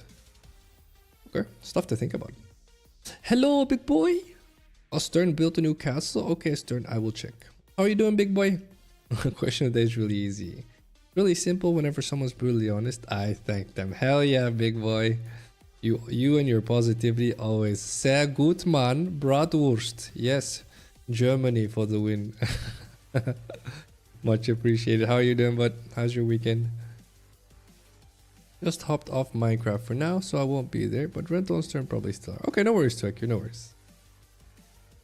More of a keep. Okay, Stern. I don't know. A Marvel Rival session might be pretty funny. I wouldn't mind trying that game, honestly. I wouldn't mind. I would be the most sportsman-like bronze player ever, dude. It'd be crazy. Again. Yes. Bratwurst indeed, big boy. Bratwurst indeed. Let's see. Technically, I'm kind of there. Okay, right. Oh man, it's gonna be fun. It's gonna be fun when we have multiple game servers for you guys to hang out in. I'm enjoying this, honestly. I appreciate you so much, big boy. Thank you so much for the service, man. If you ever want some financial compensation, please let me know. I was telling people that you're refusing my money. You are refusing the money. Why, actually, big boy? Tell people why you don't want to take my money. Because obviously I'm not rich, but I can at least pay you something for the servers. If I didn't have you, big boy, think about it like that, I would have to. And I much more prefer my money to go to you or someone I know through here than I would to like a random server host. Let's see, my sheep are being tortured? Alright. I was gonna make a religion joke based on religion I know nothing about, but okay, no. Good dodge, to IQ. There should be more. What is HVV on my channel sometime this weekend? What is HVV? I missed this acronym. HVV. Okay, well, I'll keep an eye out for your clips regardless. You're a good gamer, Panda. I enjoy watching you, man. I feel like you do good on PvP streams. I feel like the way you handle yourself is definitely fun to watch. As per usual, I'm being paid very well by getting to do what I enjoy for a community I enjoy. So no paying for you. Come on, guys. Hit him with hearts. Please hit him with hearts. I never ask you guys to type anything for me. Hit big boy with some hearts. Here, I'll link it again. Boom. He says he enjoys you guys. He's probably full of it because he's German. But actually, Germans are super direct, right? I think Germans are actually super direct when I think about it. Like, they just hit you straight on, right? There's like no... there's no finesse. There's no subtlety. Nothing. Absolutely nothing. Heroes versus villains. Ah, okay, right. So heroes versus villains is just a Jedi versus Sith thing, I'm assuming, right? Look at that. You got 3 hearts. You got 3 hearts. Big boy, no worries. We'll get you more, no worries. We'll grow the community. Thank you so much, man. Much appreciated. So what do you guys think I should play after Doom? I'm enjoying Doom, but I am coming towards the end of it. I'm in chapter 14 now. Chapter 22 is the last one. What do you guys think I should play after Doom? I'll have it ready to go. Because maybe, you know, maybe I'm streaming for half an hour one day and then I finish the game. And I'd have 2 hours left to fill. I'd rather have a game installed at that point. I want it to be multiplayer. I want to be able to let you guys join again. That's pretty important to me. I do enjoy that I got to experiment playing a single player game. I thought, you know, hypothetically, that I wouldn't enjoy it as much for the simple reason that I can't play with you guys. And that's accurate. That deduction was definitely accurate. I would have enjoyed Doom a lot more if there was multiplayer, for example. So just hanging out with you guys. But definitely hit me up with a... Well, actually, there's an easy way to do this. Find me like the most popular multiplayer game right now that you would like me to play. On Twitch, or just people, like what's hype right now. So we'll see if we can reach a bigger audience. More people with like-minded attitudes. Let's see. Every time Rental says pondering, all I see is our Helldiver doing the Hades emote. That's exactly what it is, probably. I get too hyper-focused, start subconsciously ignoring everything else around me. Yeah, this is the thing about PvP. It's the same for me when I log in. But to be fair though, Panda, like the way I stream, right, is just something that I've decided to do. You know, I want to make sure that I interact with you guys, that I do my best to keep you happy. Alternatively, you could do what some like hardcore streamers do. They barely talk to chat, but they're just really, really good at a game. So it's fun to watch someone that's really, really good at a game play a game. So there's definitely something there. Look, she gave you another heart, Eski. And she's pondering. I don't know if that's a good thing. The Dune game? That's Dune Awakening, right? I think plenty of you guys have brought that up. Okay, I'll probably do that then. I'm pretty sure it's pretty popular right now. We'll get into that. Okay, let's get into it. I'm pretty sure we can multiplayer that, right? More people can play that. Okay, okay. Let's see. 2 IQ with a senator ready to be Fern quick draw. Alright, alright. Quick draw is a cool emote in Helldivers too, to be fair.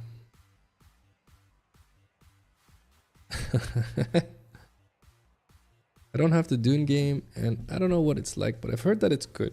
Yeah, I think it's like a survival-y game from what I understand. It has some PvP elements as well. Or a lot of PvP elements. I don't know. It sounds like The Division or The Division 2. So it's like on the one hand, well, okay, that's not actually very Division-y, but you can build stuff like in Minecraft. So you can build bases and stuff. So that's pretty cool. But then on the other hand, you have like dungeons, I guess. And then you have like specific areas where it's heavy on PvP. So there's a mix of everything. So it sounds really good, honestly. You can definitely look into it. My friend died to a sandworm in it.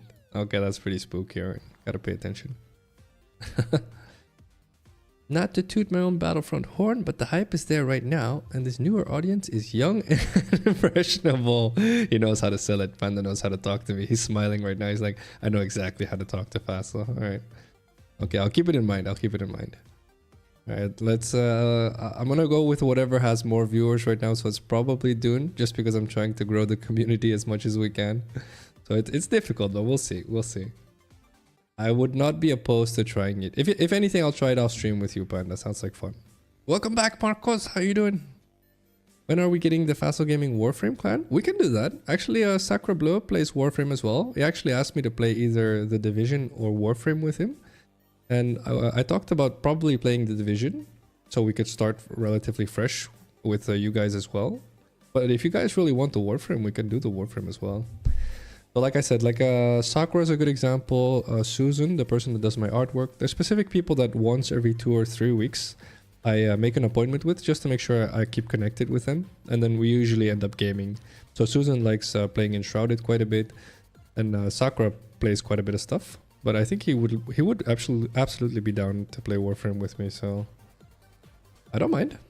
You don't have to be joking. I don't mind. I'm dead serious. No worries. I just need my cabbages. I don't know what that means, but it sounds like a bribe. Maybe. I don't know. I don't know. Dune will have you joining as some sort of camp, but you can also build your own settlement while also having PvP, PvE, and base building. That sounds fun, honestly. Oh, some sort of clan. Okay, sorry, right. Clan, not camp. Honestly, we can look at it. If you guys enjoy it, feel free to join me. Of course, I would love some company, like I said. Been meaning to get into Dune, but my hands are full right now with games and work. Yeah, no worries, Panda. Well, if anything, we can play it with me when I stream, Panda.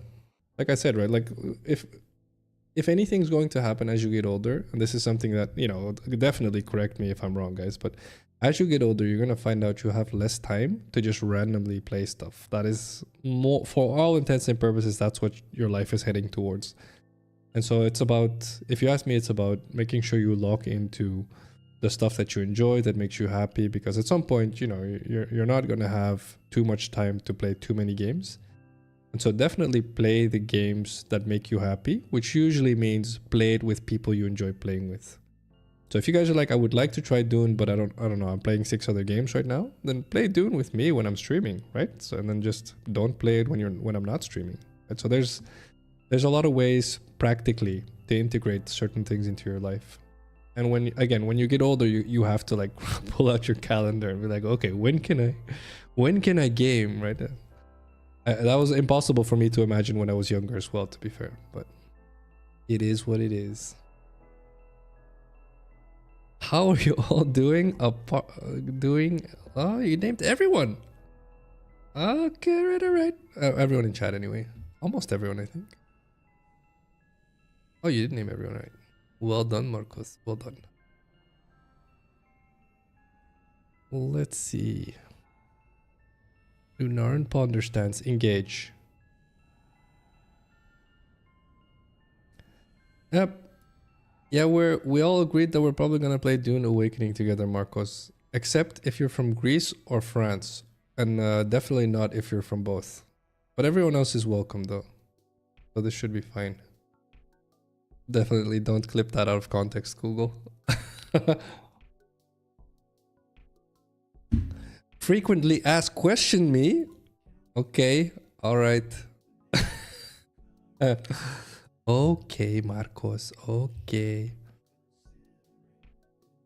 It's also the summer. More of an outdoorsy person when the weather gets nice. Yeah, exactly. Exactly, guys, exactly.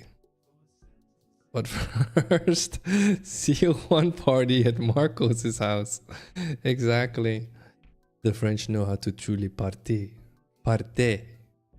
Partout. It's very nasal. I feel like French is very nasal. Like when there's a French girl that actually comes on the yearly trip as well. Her name is Laura. She's a fantastic human being. We usually pick on her, especially me, and I have Yurian, or the Skarsik is his name. Whenever he joins stream, he's the guy that does some of my music. He's a dad as well. We always pick on him because whenever like we say anything, we just make it really nasal and we look at her really seriously. But one time she was like cooking for like 12 people, so we're like, could you add some aubergine? So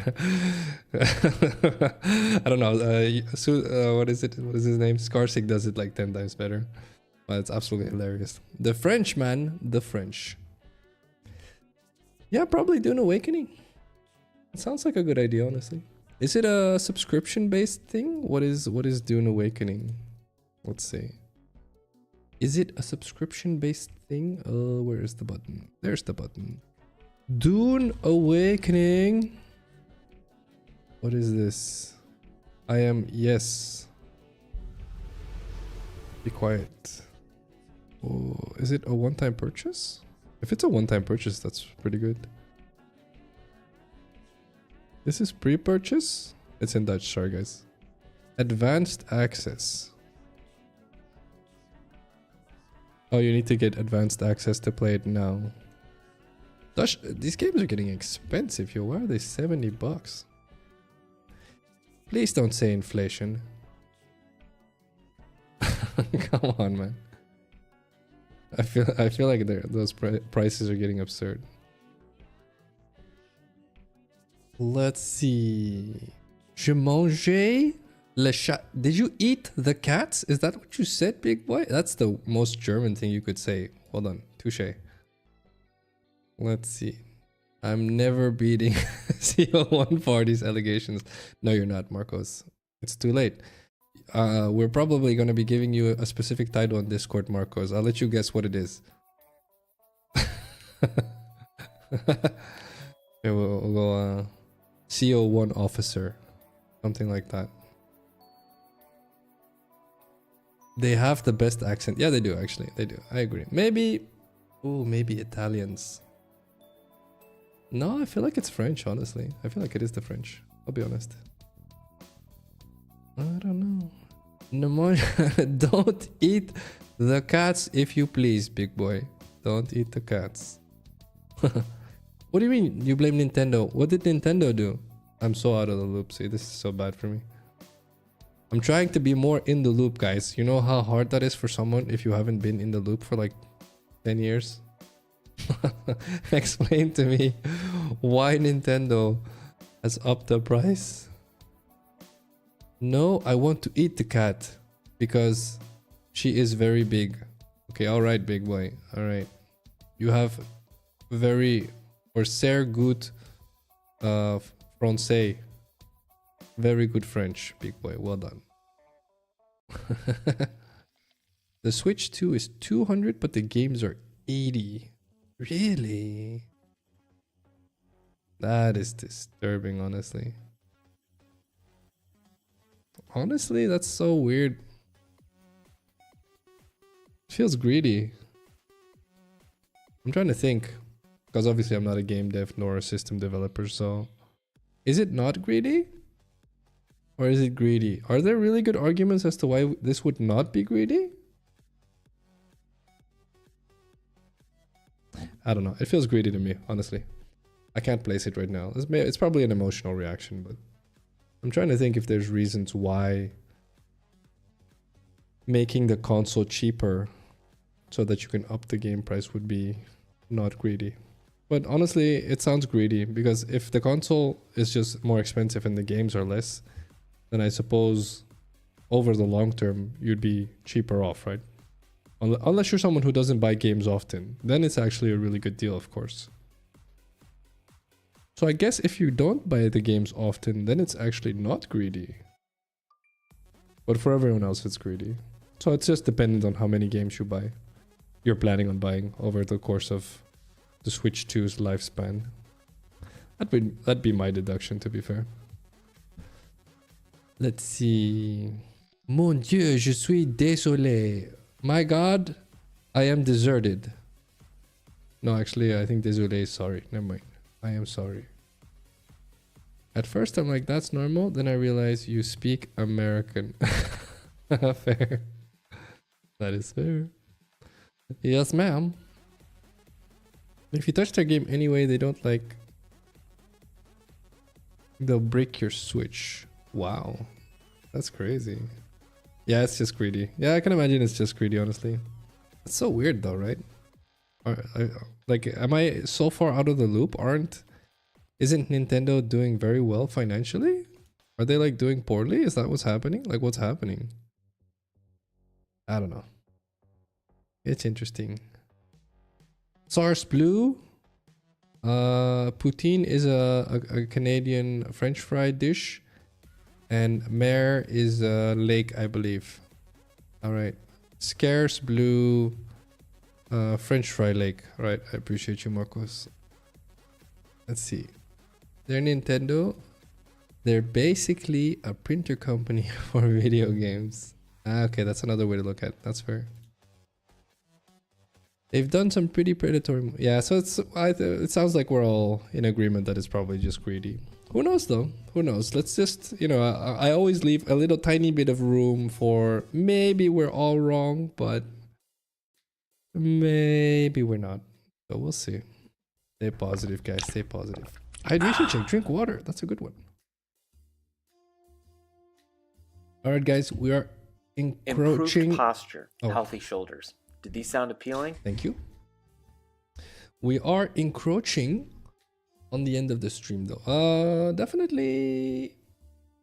Yeah, I would say if you're on YouTube and you want to do your good deed of the weekend, jump over to twitch.tv/Phacil, please. I'm pretty sure there's a friendly guy that's streaming right now. Let me look at my notifications really quick before I bounce off. I'm pretty confident there's someone we can raid that's a positive dude. Oh, this guy actually raided me once. Let me see.